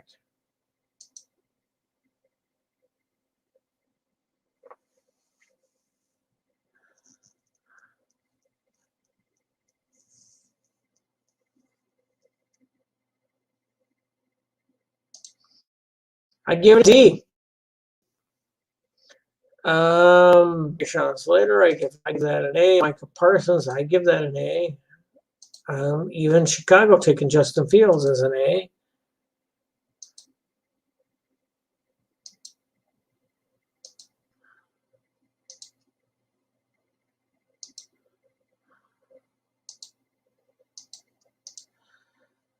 So my grades here through the first, what do we got? 14 picks. So here's my grades. I give Jacksonville an A. No-brainer. I give the Jets an A. No-brainer. I give San Francisco a C, and the reason I give them a C is because I think if this is a team that was just in the Super Bowl 2 years ago, I think they should have drafted a quarterback that was ready to take them to the Super Bowl within the next year. I think that was Mac Jones. I think if you trade up this far, you got to grab a guy that you feel is the right guy. Maybe they do, but I think they're drafting for the future, and they're not drafting for now. I give that a C. Kyle Pitts, I give it an A draft. Jamar Chase, I give it a C. And the reason I give it a C is because there was a couple of different avenues they could have gone. They could have gone Penny Sewell, protect the guy you drafted last year. You got good wide receivers on your team. You got a good crop of tight ends and a nice running back, a great running back, as a matter of fact. I love that running back. That's why I give him a C. Kyle Pitts going to Atlanta, I give him an A. I think it was a great pick. I do. Jamar Chase, Cincinnati, I give it a C. Listen, you got a couple of decent wide receivers. Why would you do that? Jalen Waddle, Miami, I give it a B. It's what you had. Good pick. I do. Penny Sewell, Detroit, I give it an A. Best offensive lineman left in the draft. Period. Best offensive lineman in the draft, and he fell to number 7. It's an A. J.C. Horn, I have to give him a C. I'm sorry. Patrick Surtain II, I got to give it a C. Devonta Smith, Philadelphia, I'll give him a B. And the reason I give him a B because they knew that the team in front of them was going to take him, so they jumped him. And they trade some draft capital. That's the guy they wanted. They got him. I give it a B. Chicago trading all the way up from 20 to 11 to get Justin Fields, their quarterback of the future. I give it an A. I'm not totally sold on Justin Fields, but what I see in paper, what I see in film, I got to say that's good. But again, the track record for Ohio State quarterbacks is not good. Hashtag Dwayne Haskins, hashtag Cardell Jones, hashtag whoever, input the name here. Has there ever been an Ohio State quarterback that's done well? Dallas trading back, and still getting Micah Parsons. A+++. I hate the freaking Cowboys. I hate them. But the fact that they were able to trade back and find the best linebacker in this draft, A+ for them. The Chargers staying where they're at, getting Rashawn Slater, second best offensive lineman in the draft. Here's my first really bad grade. And that is, we'll get to that in a second. Just taking Solomon Vera-Tucker, guard. You don't take a guard this early in the draft. New England just made their draft pick. It's Michael Jones. Why it's not, and I think that's Mac Jones, if I'm not mistaken. I am going to reevaluate that. Oops.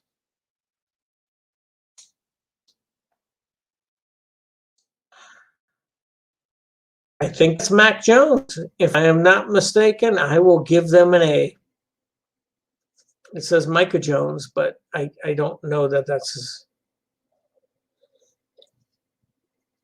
Holy crap. A++ for the New England Patriots. Why? Michael Jones. Mike, I didn't know that was his real name. It was Michael Jones. I didn't know that. I thought it was just Mac or McKinley or something like that.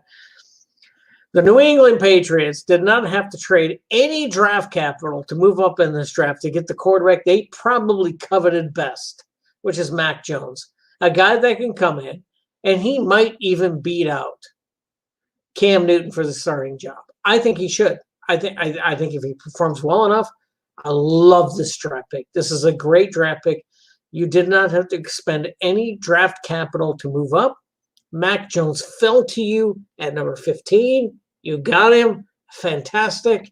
Here we go. 17 picks left in this first round. Amazing.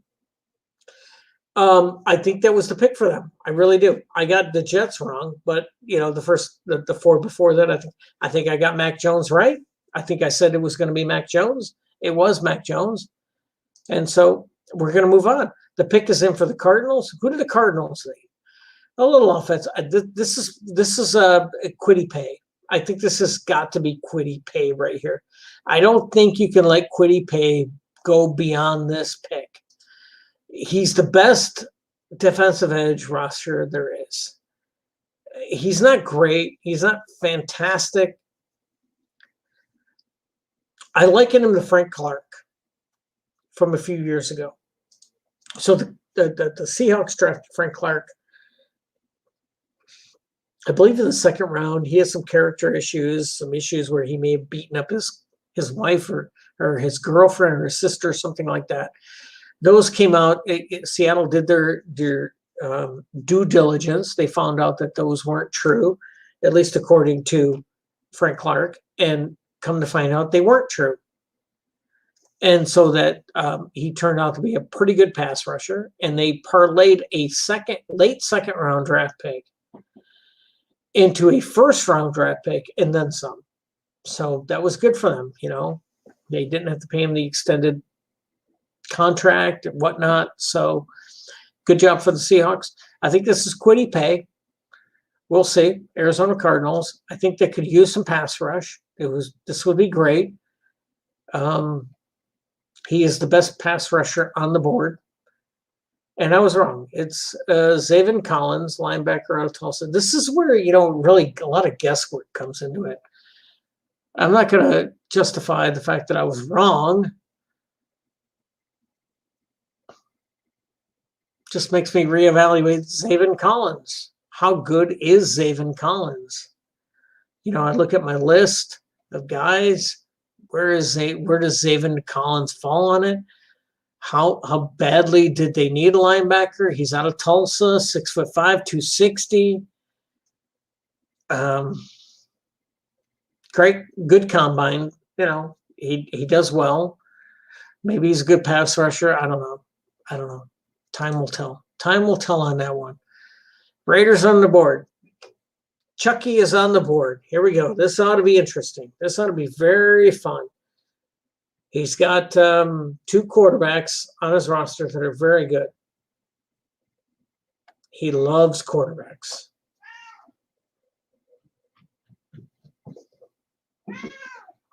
Does he draft a quarterback in a draft pick for Aaron Rodgers? Does he take whoever's available here? That is my cat that is meowing in the background, in case you didn't know. He has his own opinion of things.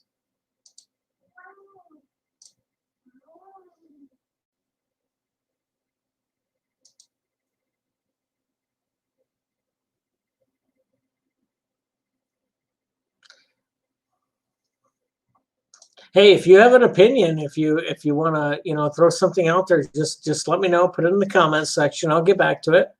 Absolutely.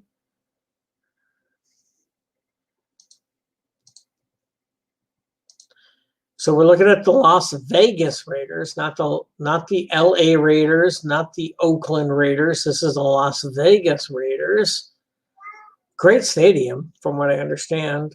Beautiful views. Who do they want? I mean, here we are, 17th pick. John Gruden, he loves quarterbacks. We've had 5 quarterbacks drafted, five in the first 16 picks. Kwity Paye is still out on the board. I love Kwity Paye. Do the Raiders make a chance? Do they take a chance? Do they reach? I don't know if it's a reach for Kwity Paye. Somebody else trade up to grab Kwity Paye. We don't know.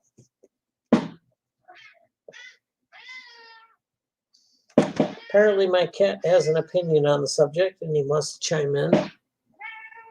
And he is. Yeah. So the Cardinals felt enough about Zaven Collins to move up and grab him.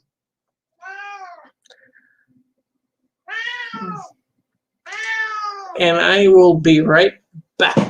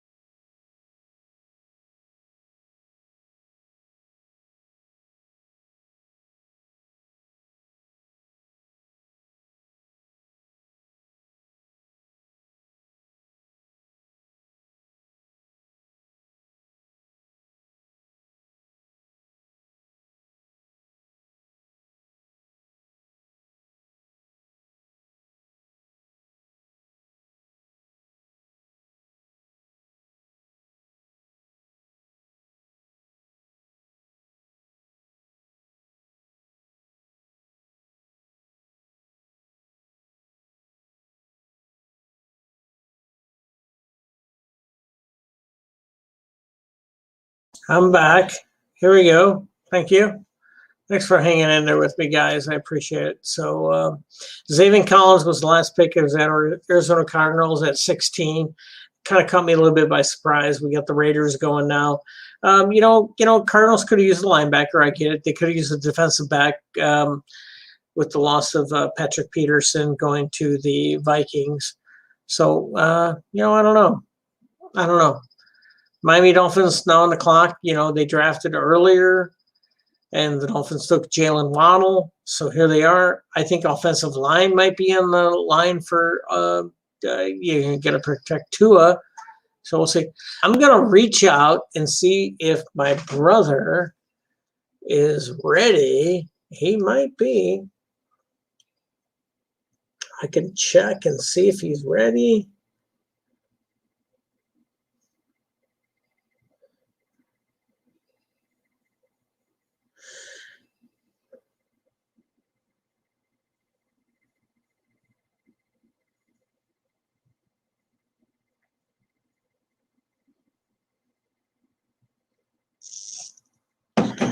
So where were we at? Okay, let's take a look here. Zaven Collins was the last pick. The Raiders have made a pick.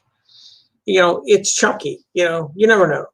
Offense, defense, the best interior defense. This could be pity again. Again, I look at this draft, 16 picks, and not one defensive lineman has been picked. Not one. Somebody's got to take him. Alex Leatherwood, offensive tackle out of Alabama. Wow. I don't know what to say.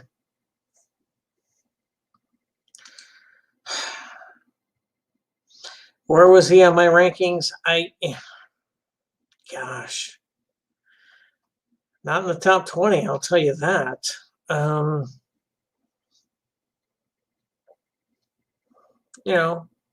Decent, good. Yeah. He's all right. Not fantastic, but I think he'll be okay.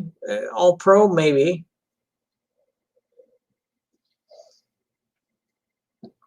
Again, I go back to Kwity Paye.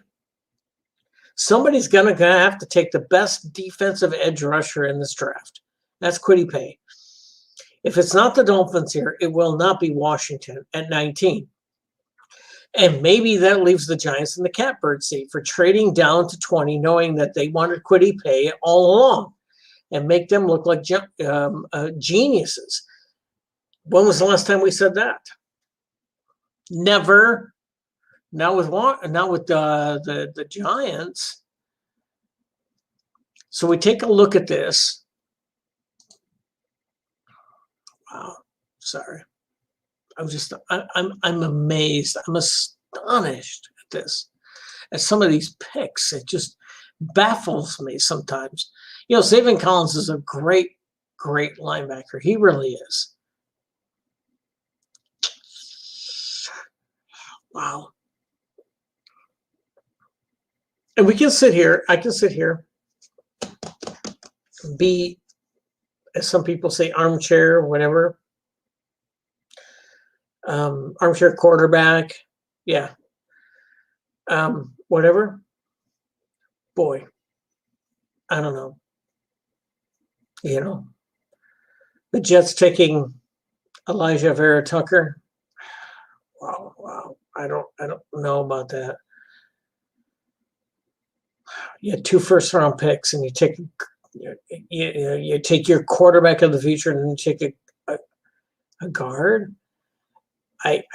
Leatherwood might have been a better choice there. I'd like Leatherwood there, and maybe Tucker down at 17 or something. I don't know. We'll see.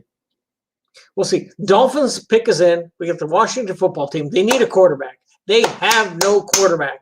This could be the first draft ever where 6 quarterbacks are drafted in the first round. Who is Washington going to take? Who's their quarterback? They don't have a quarterback. Not that I know of. I don't know. Anybody else? Who's the quarterback? Washington. Anybody?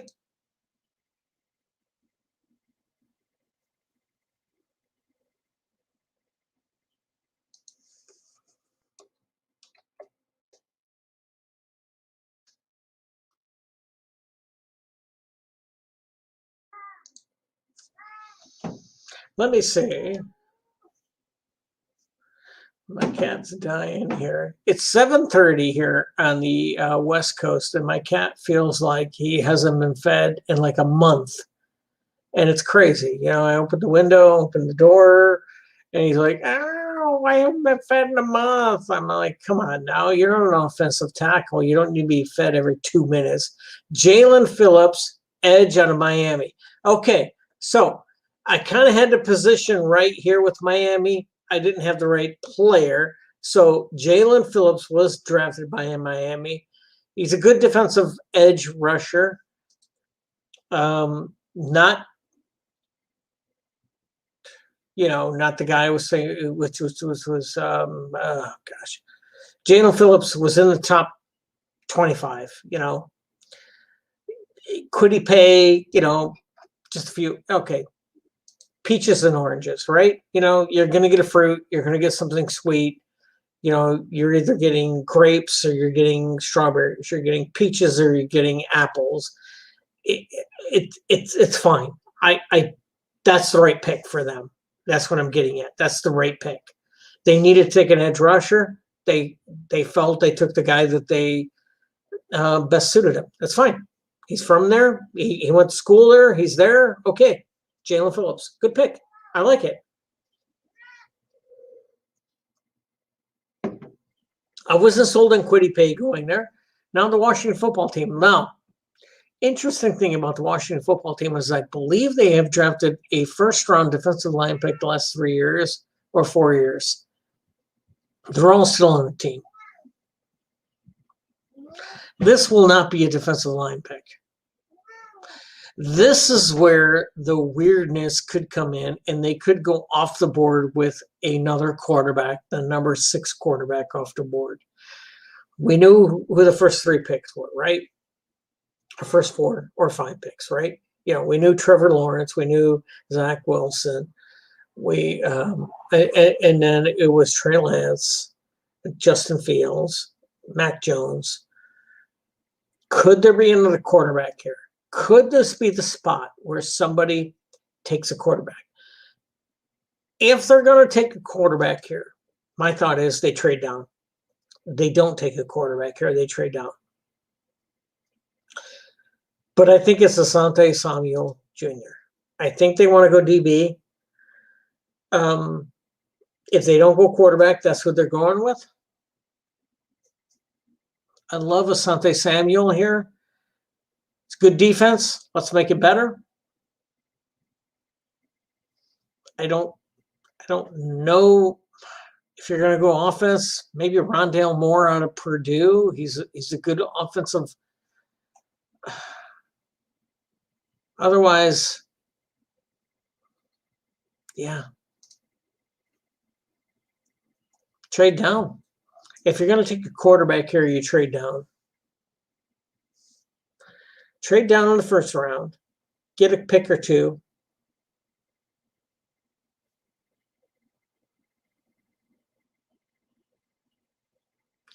I don't know. That's just my thoughts.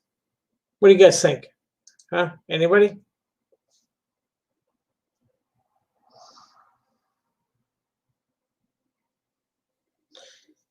Got a lot of comments out there from Combing the Chaos. That's great. That's fantastic. Love you.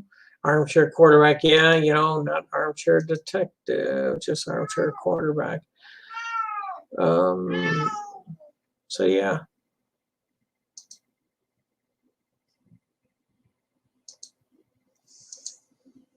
Let me check in with my brother again, see where he's at. He might join us. He might get home in time to give us a shout out, to be there with us.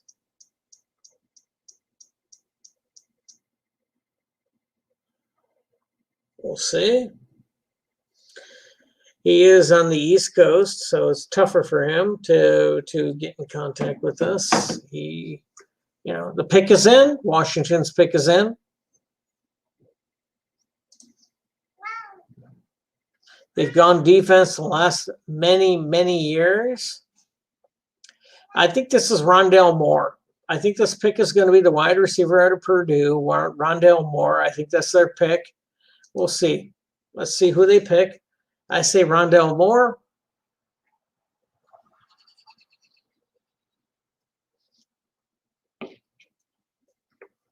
I was on a good streak there for a while. I kind of got Miami's pick somewhat right. I just, not the right player, just the right position. Raiders threw me for a loop, so did the Cardinals. But I think this is a wide receiver for Washington. I think they're going to go Rondale Moore out of Purdue. I think they need a playmaker. I think Moore is the best guy available on the board. I think that's what they need. That's what they want. I think that's what they're going to get. It's unfortunate they're picking at 19. I think they had an opportunity to move up. I do not think this is a quarterback. I don't think you're going to get a quality quarterback here for the price. I think if you wanted a quarterback, you'd take him in the second, third, fourth round and hope, maybe take a shot at somebody.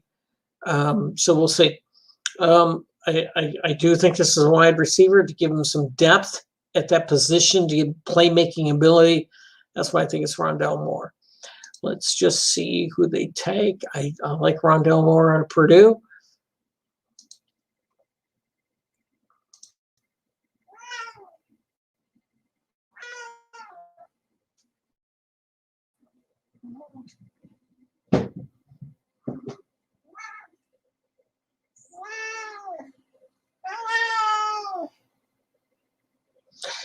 And I was wrong yet again. Jamin Davis, linebacker, Kentucky. Boy, I'm doing really good, aren't I? So where did Jamin Davis fall on my depth? And this is the difficult thing about this year. I got to say, I'm not trying to make any excuses for my predictions.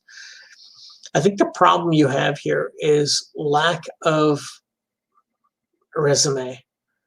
I think that's the important thing, is it's a lack of resume.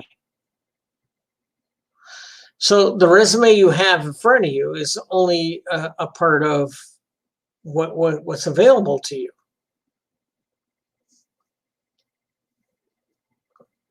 There's just not much tape available to you.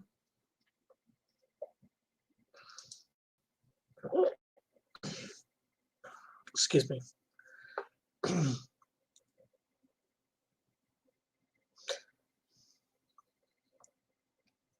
I think Jamin Davis could have been a reach for the Washington football team. I don't think they needed him.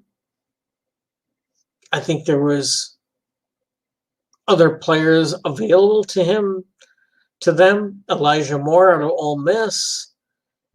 Kwity Paye out of Michigan. Obviously, you don't want to go defensive line. Boy, I don't see where this guy shows up on my sheets. I'm trying to find him. There he is. Okay. 4'4", and it's pro day. Okay. 42 inches vertical. Okay, that's great. First year as a starter in 2020, earning a 87.5 run defensive grade from the Wildcats. Played in Kentucky, so played against some good teams. So, okay, I see where that comes into play. All right, that's decent. That's decent. Not bad. Okay. Am I gonna hammer them on that? No. If that's a need they feel they needed to fill, okay. So the Giants, again, they were drafting at 12. They traded down with Chicago all the way down to 20 and let Chicago come all the way up. I think it was 12 or 11, somewhere in there.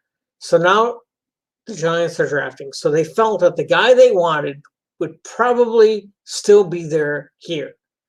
So this is the guy they wanted up at 12. Or a facsimile of that guy.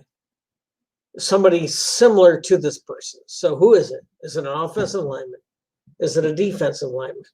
Is it a linebacker? Is it a cornerback? Is it a wide receiver? Is it an offensive player? I don't know. When I look at who they would like, Leatherwood, I had rated as my 34th guy. When I look up my list, You know, you got Aziz Ojulari out of Georgia. You got Jalen Phillips is gone. That's right. You got Walker Little out of Stanford as an offensive tackle. Again, Kwity Paye out of Michigan. If you're looking for an edge rusher, Caleb Farley, who's probably the number 3 cornerback. Number 4, Elijah Moore at Ole Miss. Greg Newsome out of Northern. You know, there's a lot of guys that can go here. I'd be very interested to see where the Giants felt that they could trade down and still get the guy they wanted, or at least the position they wanted. So we'll see. We'll see very shortly here, because here we are, 19-20. Jamin Davis, linebacker out of Kentucky, was taken by the Washington football team. I don't like that pick. You know what? I'm going to rate that pick. I'm going to say it was a crappy pick. I think that was a terrible draft pick. I think they could have done so much more with that draft pick. And you know what? 40% say it was good to excellent. 36% say it was fair. 24% it was bad to terrible. And I'm in that group. I think that was a bad to terrible draft pick. I do. When I look at the Washington football team and look at a team, I think they should have traded up for a quarterback, I think is number one. And if they weren't, and they were going to stand pat where they were, I think they should have gotten an explosive player, either offensively or defensively, however that might be. Could have been a defensive back, offensive lineman, defensive lineman. I don't think Jamin Davis is that guy. I don't, and that's just me. He can prove me wrong, and that's fine. Prove me wrong. You know, I've been proven wrong my whole life. I joined the military when I was 17 years old. People said you couldn't do that. I proved them wrong.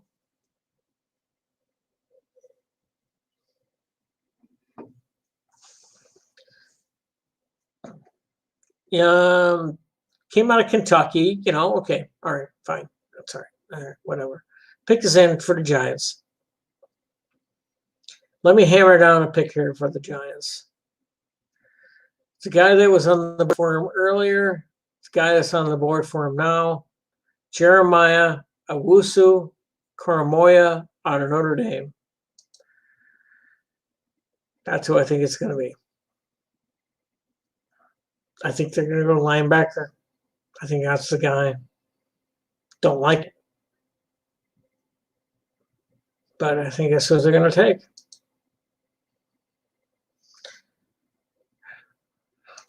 I'm a little bit prejudiced against taking Notre Dame linebackers, and here's why. I know, as everybody else knows, that Notre Dame will grow the grass longer when they play against faster teams, which could slow down their own players. I don't like that. I'm just not a big fan of Notre Dame players.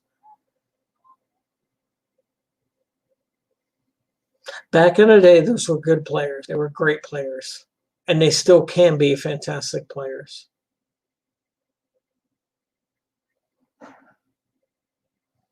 I just don't think it's now.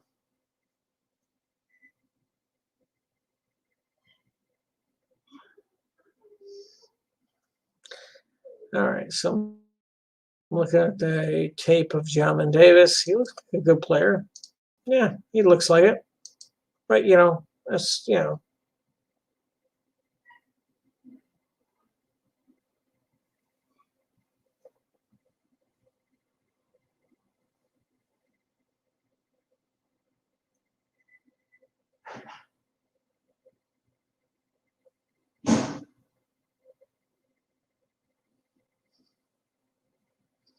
You know, he's mock drafted to go higher, mock draft to go lower.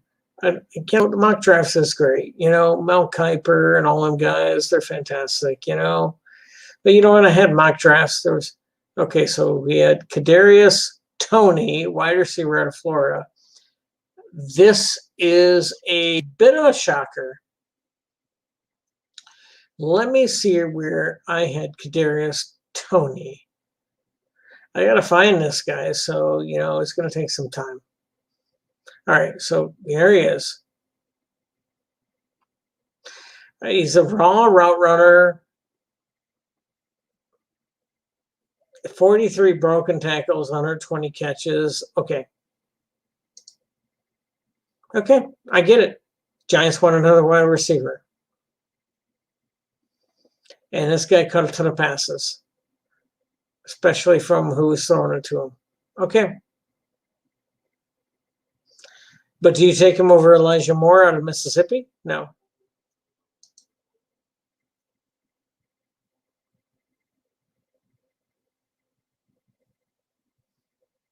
Rondell Moore out of Purdue? No. Those are two guys I would have taken in front of him.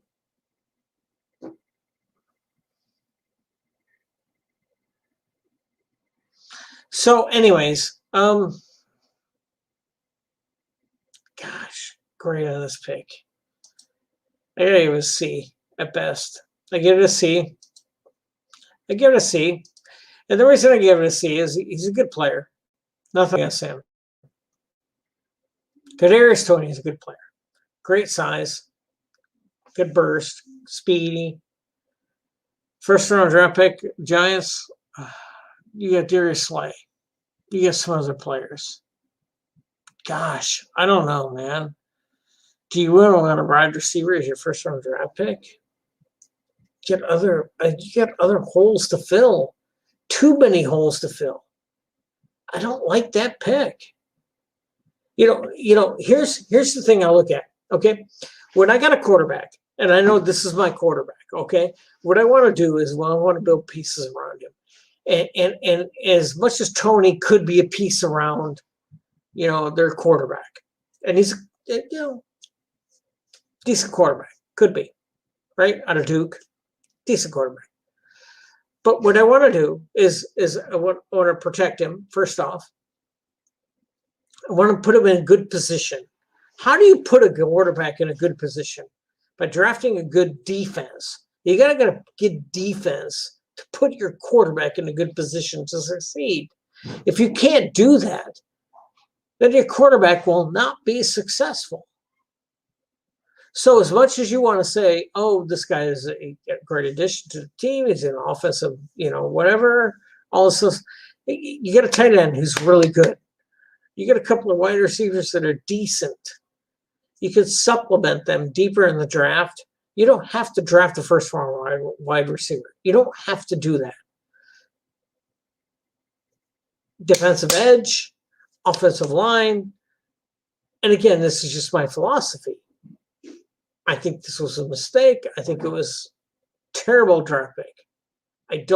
He's a good player. Just has nothing to do against the player. Good player, good prospect, could do great. If a different team had drafted him in the same position, probably would have gotten a B or a C out of me. He's getting a D. That's terrible. And that's what I gave him. 20th pick overall, you're going to take Kadarius Toney. I like Kadarius Toney. He's a good player. He can make some plays. But is he a top 20 pick? Maybe not for all teams. Maybe not even for your team. You did do it. I don't like it. I just don't like it. What I'm looking at now, we got 13 picks left, or 12 picks left, 21 through 32. There are 4 teams that didn't get a first-round draft pick. Are they willing to jump up into the first round to grab a player? Are there some of these other teams like the Jets who already drafted 2, the Dolphins who already drafted 2, who are willing to, there's a couple other teams that get a second pick. The Jaguars have a second pick. The Vikings have a second pick, right? Are those 2 teams willing to trade out of the first round to give it to somebody else to draft in? And the Colts are drafting right now. I'll tell you what, they got Carson Wentz, a great offensive-minded coach, great defense, pretty good offense.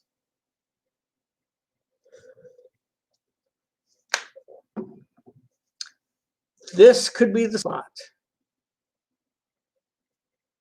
where you would either see Kwity Paye of Michigan go off the board as a defensive edge rusher, Caleb Farley from Virginia Tech. But I'm going to tell you who's going to go off the board right here. Follow me. Rashad Bateman out of Minnesota. Rashad Bateman out of Minnesota is the guy that's going off the board right now. Rashad Bateman out of Minnesota. If it's not Rashad Bateman, I mean, I'm not going to hedge my bets. That's who I think it's going to be. Rashad Bateman. I think he's a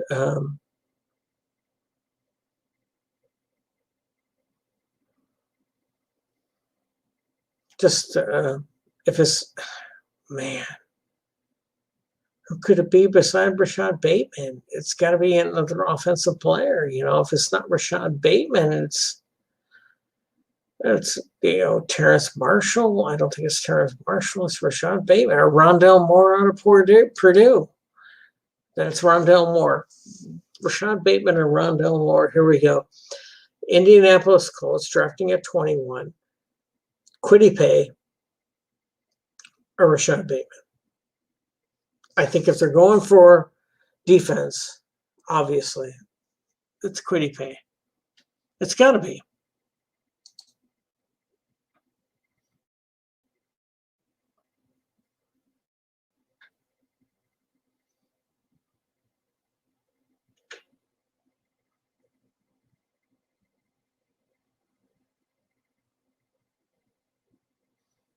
So we're still waiting. Still got that enigma, Kadarius Toney. What's funny is I look at the fan ballot grade grade this pick. So excellent to good, he gets 33%, guys. 33%. Fair is 31%. Bad to terrible, 36%. I wouldn't say any draft pick is bad to terrible, but that's pretty freaking bad. So we're waiting here for the next pick to come in. We are waiting on who are we waiting on? The Colts have taken Kwity Paye. Thank you very much. I got that one somewhat right. I said if they didn't take Kwity Paye. But Kwity Paye is the best defensive edge rusher in the draft. And that's who the Colts took. That's what they needed. That's what they wanted. That's what they got. They got the best defensive edge rusher in the draft.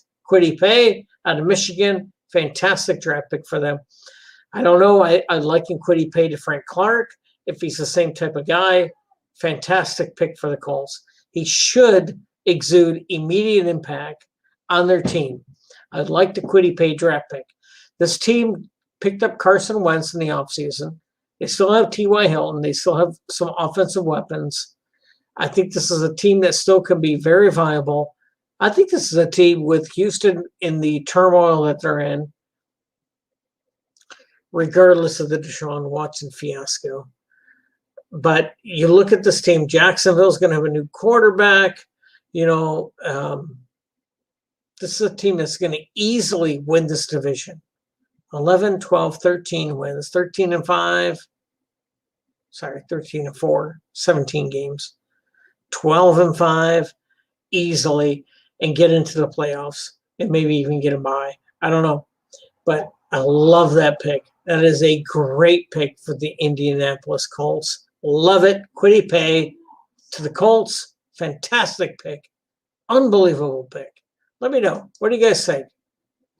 Kwity Paye's amazing pick. That's a great pick. Titans are on the clock. This is the team that has done quite well in the, leading up to the playoffs and into the playoffs. Everybody knows Derrick Henry. They know Tannehill. Defensively, though, they've started to bleed some players here and there.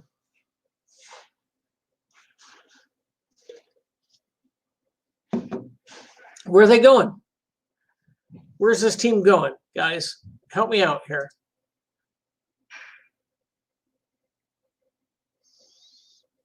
Nah, I don't have anybody watching. That's all right. That's okay. That's all right. I'm still going to put this out there, guys. I'm going to put this out there. This is just me, Um,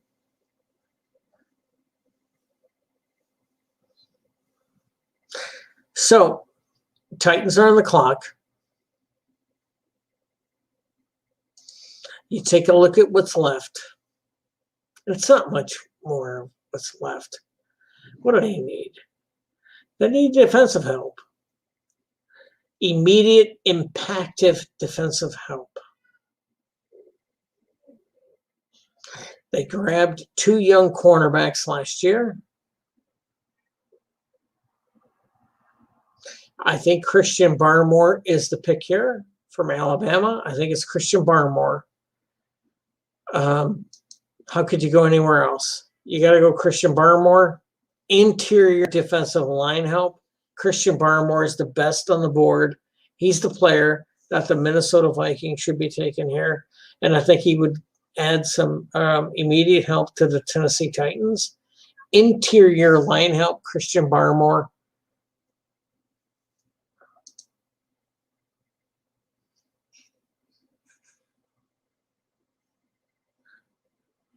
So we'll see. I like that Colts pickup, Kwity Paye. That's a good pick.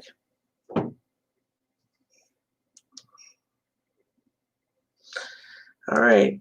So I know it's just me and my wife. I get that. But guys, if you tune in afterwards, if you like what I've got to say, if you like my puns, this is going to be a little bit longer than normal. I get it. I'm going to leave the screen from time to time because I got to use the facilities. That's fine. If you like it, you want to tune back in, we're going to have some more funny stuff, more intuitive, more interactive stuff. It's going to be more short time frame. We're going to do that. Obviously, my brother's brother. Click that like button. Click that subscribe button. Pound it. Come on board. Tell your friends. We're going to talk about all sorts of crap. We're going to talk about politics. We're going to talk about current events. We're going to talk about movies, TV, past, present, and future. We're going to talk about all this stuff. Right now, I'm all about sports because me and my brother's brother, we're about sports. We love sports. We like it. I'm a golfer. He's a golfer. We like, football. We like baseball.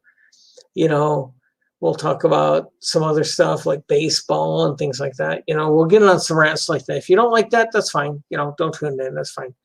Titans pick is in. I think it's defensive line. We'll see. I think it's not Kwity Paye. He's off the board, but I think it's defensive line. Let's see what he's got to offer. Thanks for tuning in. I appreciate it. Cheers.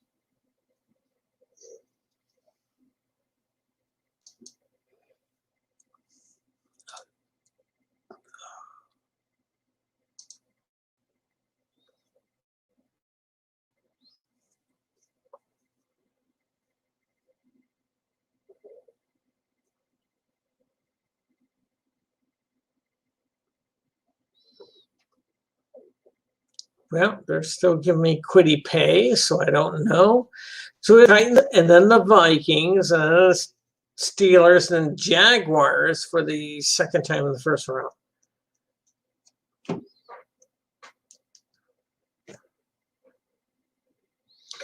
I'm going to check my phone because what happened was my ear announced that I had some sort of text or something coming through. It wasn't my brother. I'm trying to get my brother's brother on here with me at the end of this first round. He was bowling tonight, hopefully successfully. He was supposed to be home by 10 his time, which is East Coast time, which is 11 our time on the West Coast, which is, 11 your time. Actually, no, wait. Yeah, vice versa. However that works. Anyways, Titans pick is in. Vikings are on the clock. What do the Vikings need? I think they need defensive help or offensive line. We'll see what's available to them after the Tennessee Titans pick. Titans offensive outside help. I think for the Titans, I really like, I was going to say Bateman, but not Bateman, but what's his name? Elijah Moore out of Ole Miss. Let's see who they took.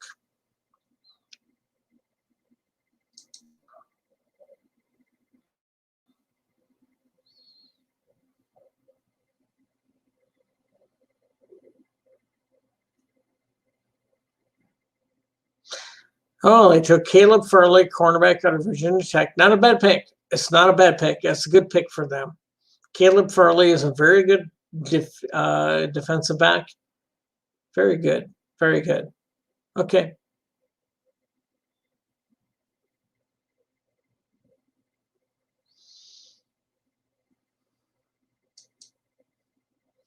So the Vikings are on the clock right now via Seattle through New York Jets and into Minnesota. I don't know how that all worked, but what I do know is the Vikings are on the clock. And again, let me see here. How are they picking? The Vikings are picking. Okay. All right. So let's take a look at the Vikings for a second, right? Here's a team that, good team, right? Kirk Cousins, okay, You know what? I'm going to pause that for a second. I'd love to get into Kirk Cousins and the Minnesota Vikings, but I'm going to pause that for a second, and I'm going to come right back to them right after this break.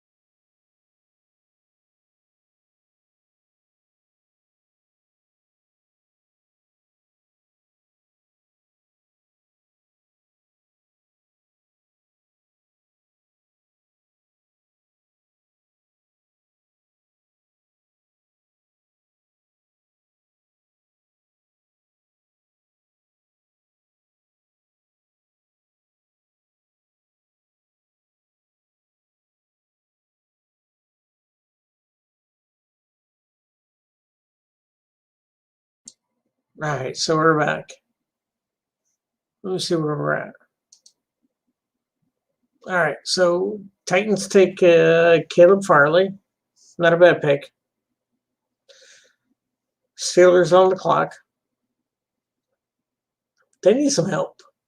Offensive line. Oh, excuse me. They lost some players. Is it Walker Little? Greg Newsome? Trayvon Murray? I think this is where Christian Darrisaw comes off the board. I think they would be hard pressed to pass on Christian Darrisaw. I think Christian Darrisaw is the pick here. That's my selection. No, well, Vikings didn't even pick.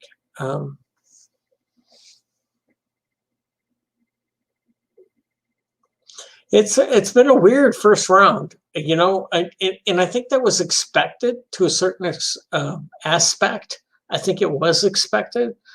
I think it was going to be a weird first round. I don't know how much longer I'm going to tune in for this. I might shut it down a little bit early.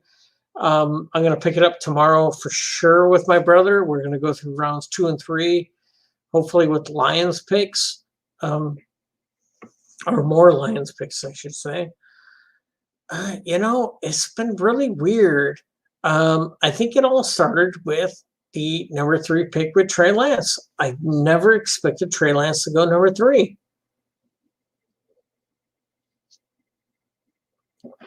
I think Kyle Pitts at 4 was expected. I think Jamar Chase was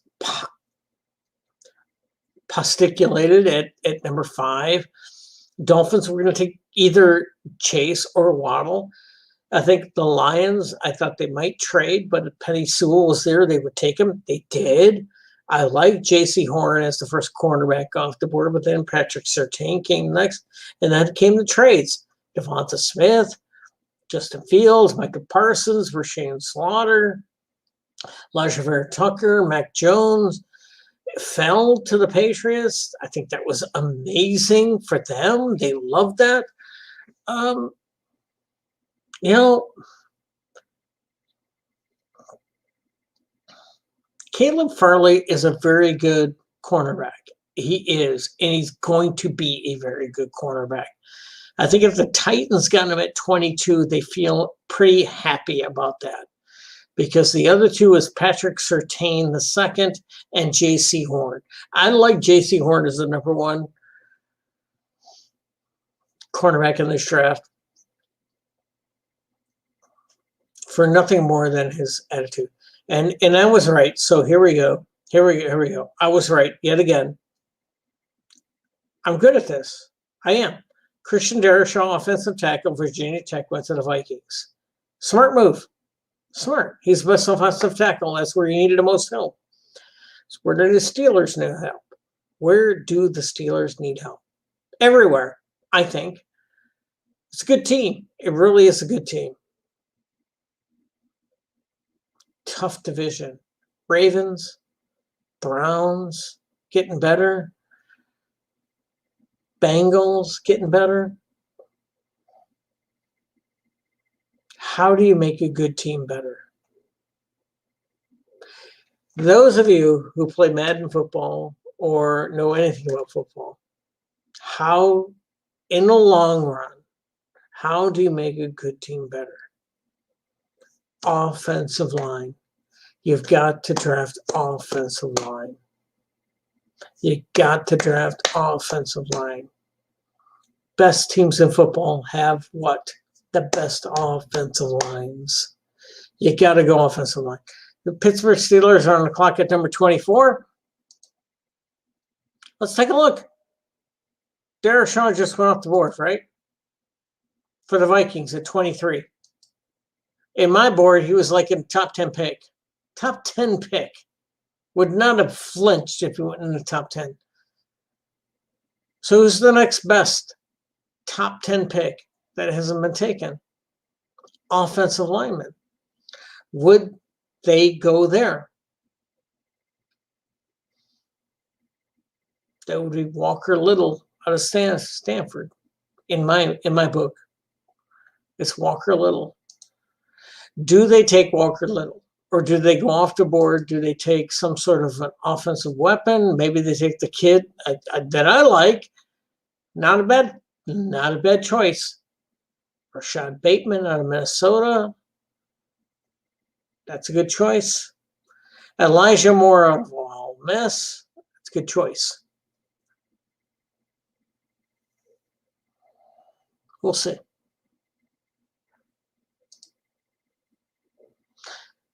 I like the Darrisaw pick out of the Vikings. I think that was a solid pick, even though they're in my division. I hate rooting for teams against me, but it's a good pick.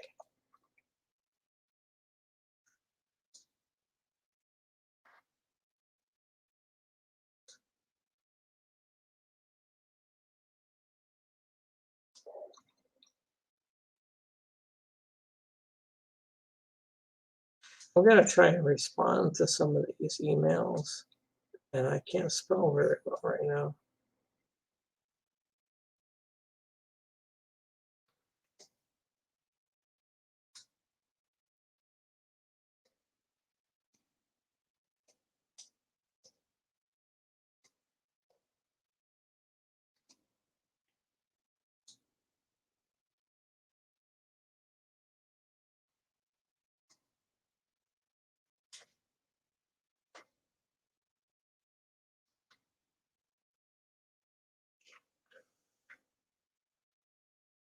Oh my gosh, look at me.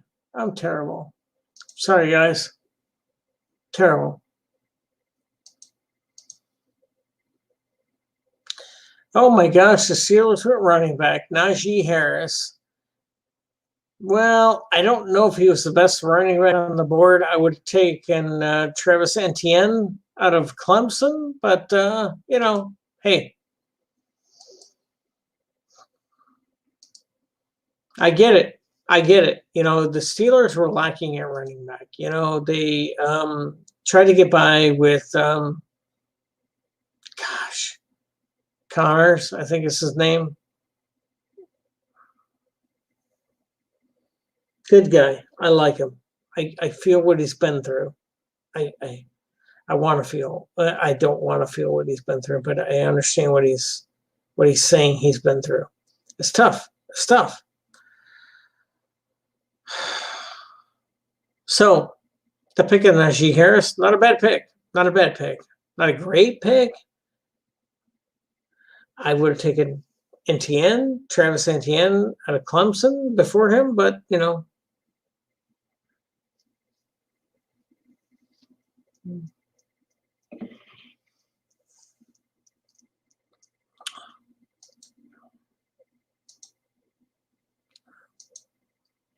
So here we are, Jacksonville, their second pick. They just took a quarterback with their number one pick. I got to be honest, guys. I don't know how good their offensive line is, but I can tell you this. I got 2 first-round draft picks. Number one, I'm taking a quarterback if I don't already have one. Number 2, I'm protecting that quarterback. So who is the best offensive lineman left in this draft? And if he's not that good, if you don't think he's that good, which you almost had Christian Darrisaw, which for me, if I was Jacksonville, I might have traded up to get Darrisaw, but that's okay. Okay. So you don't have him. You got Christian Barmore of Alabama as defensive interior lineman. Maybe he's the guy. I don't know. You got some DBs that are available. You got some wide receivers. I want to protect this guy. So what I'm looking for is the best offensive lineman who's available. The guy that's going to protect my guy over the next 10 years. These two are going to be hand in hand, edge and edge. Tevin Jenkins, Oklahoma State. That's my guy. I think that's Jacksonville's pick here, Tevin Jenkins. If they don't go offensive line, it's Asante Samuel Jr. as a DB. So Tevin Jenkins at Oklahoma State, I think, and the reason you go him is, you make an investment with the first overall pick. You got to protect this guy with some sort of an offensive lineman. If you have a second first round draft pick in the same draft, you have got to protect him somehow, some way. If you're not drafting up, you're like thinking to yourself, I'm going to take the best guard, best center, best tackle that's on the board. So for me, that's the guy who it is. That's who you take. Tevin Jenkins out of Oklahoma State. That's who I think is on the board right now. Nobody else should be Tevin Jenkins unless there's a trade down. I'll take a trade down. Always take those. Again, guys, I'm the Lions fan. I love the Lions. I want them to do the best. I want them to win another freaking playoff game. Been waiting since 1991.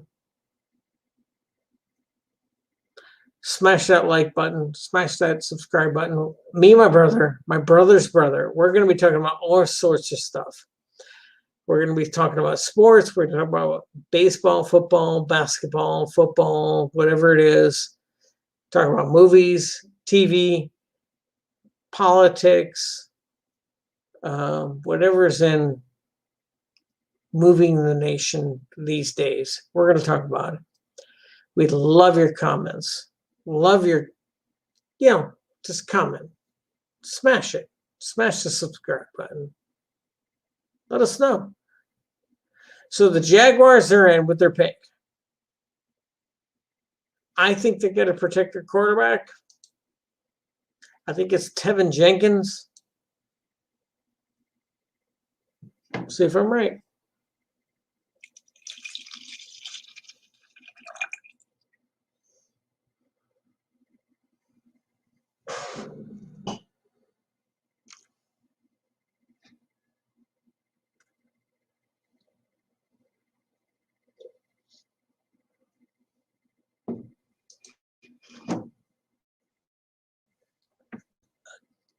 All right, we're waiting for this pick to come in. So, guys, again, first round NFL Draft 2021. I wanted my brother to be here, but he's busy. That's okay. It's cool. Najee Harris, running back, Alabama, went to the Pittsburgh Steelers at the 24th pick. We're waiting for the 25th pick. 25th pick. Hello. Shit. This draft going any longer, I'd be drunk off my ass. I'm just drunk off my feet right now.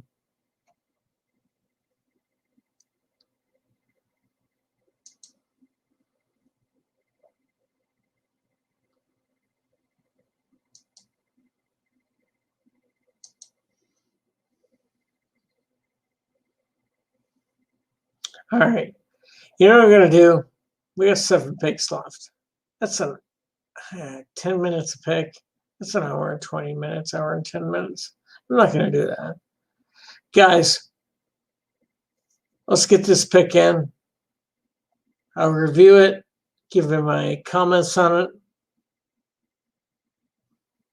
And then tomorrow, I'm going to come back with my brother's brother. We're going to have a full scale second and third round. We're going to comment on all the picks quickly,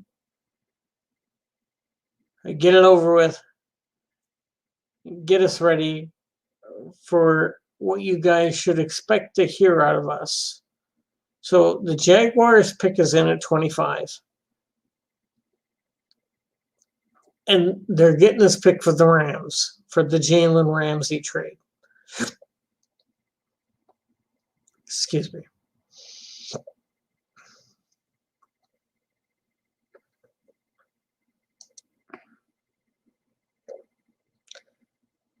Honestly,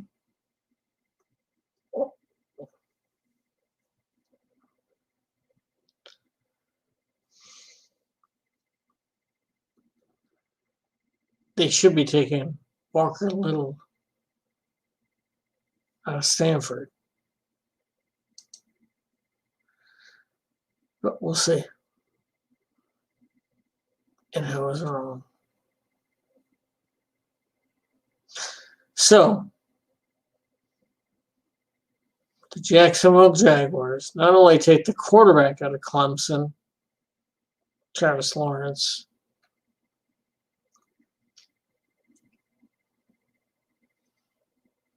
Trevor Lawrence, pardon me.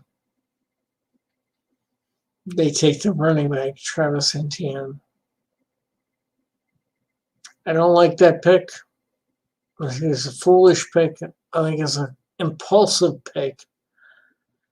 I think they will that pick will come back to bite them in the ass.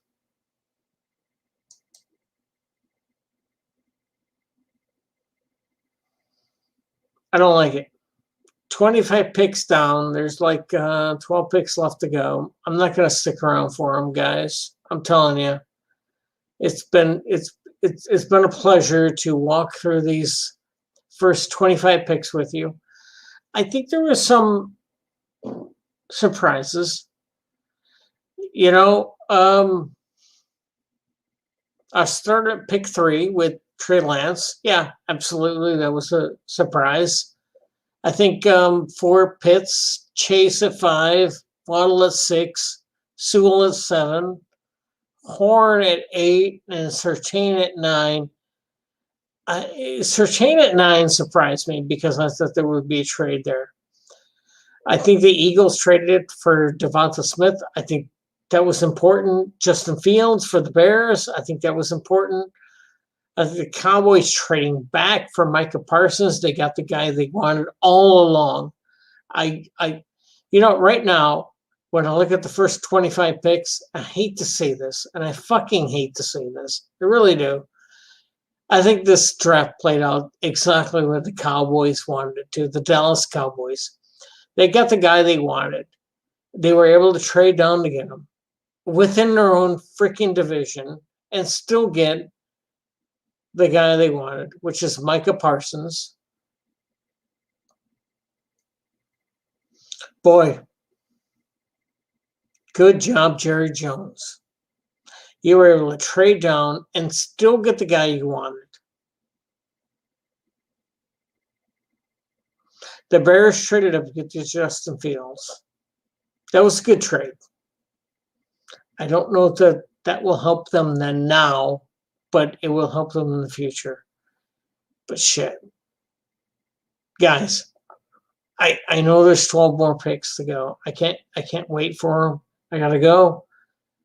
Thank you so much for tuning in. If you tuned in, if you didn't, please tune in later. Me and my brother's brother, we're gonna do this tomorrow. We're gonna go through the second and third round. We're gonna recap the first round. We're gonna do this. You're gonna love it. I hope. No, you're gonna fucking love it. Come back tomorrow. It'll be so much awesome. Guys, I'm telling you right now, come back tomorrow. I'll put the link up. My brother's brother. We're going to go through the second and third round. Plus, we're going to let you know what we plan to do with this channel in the future, which is not just sports.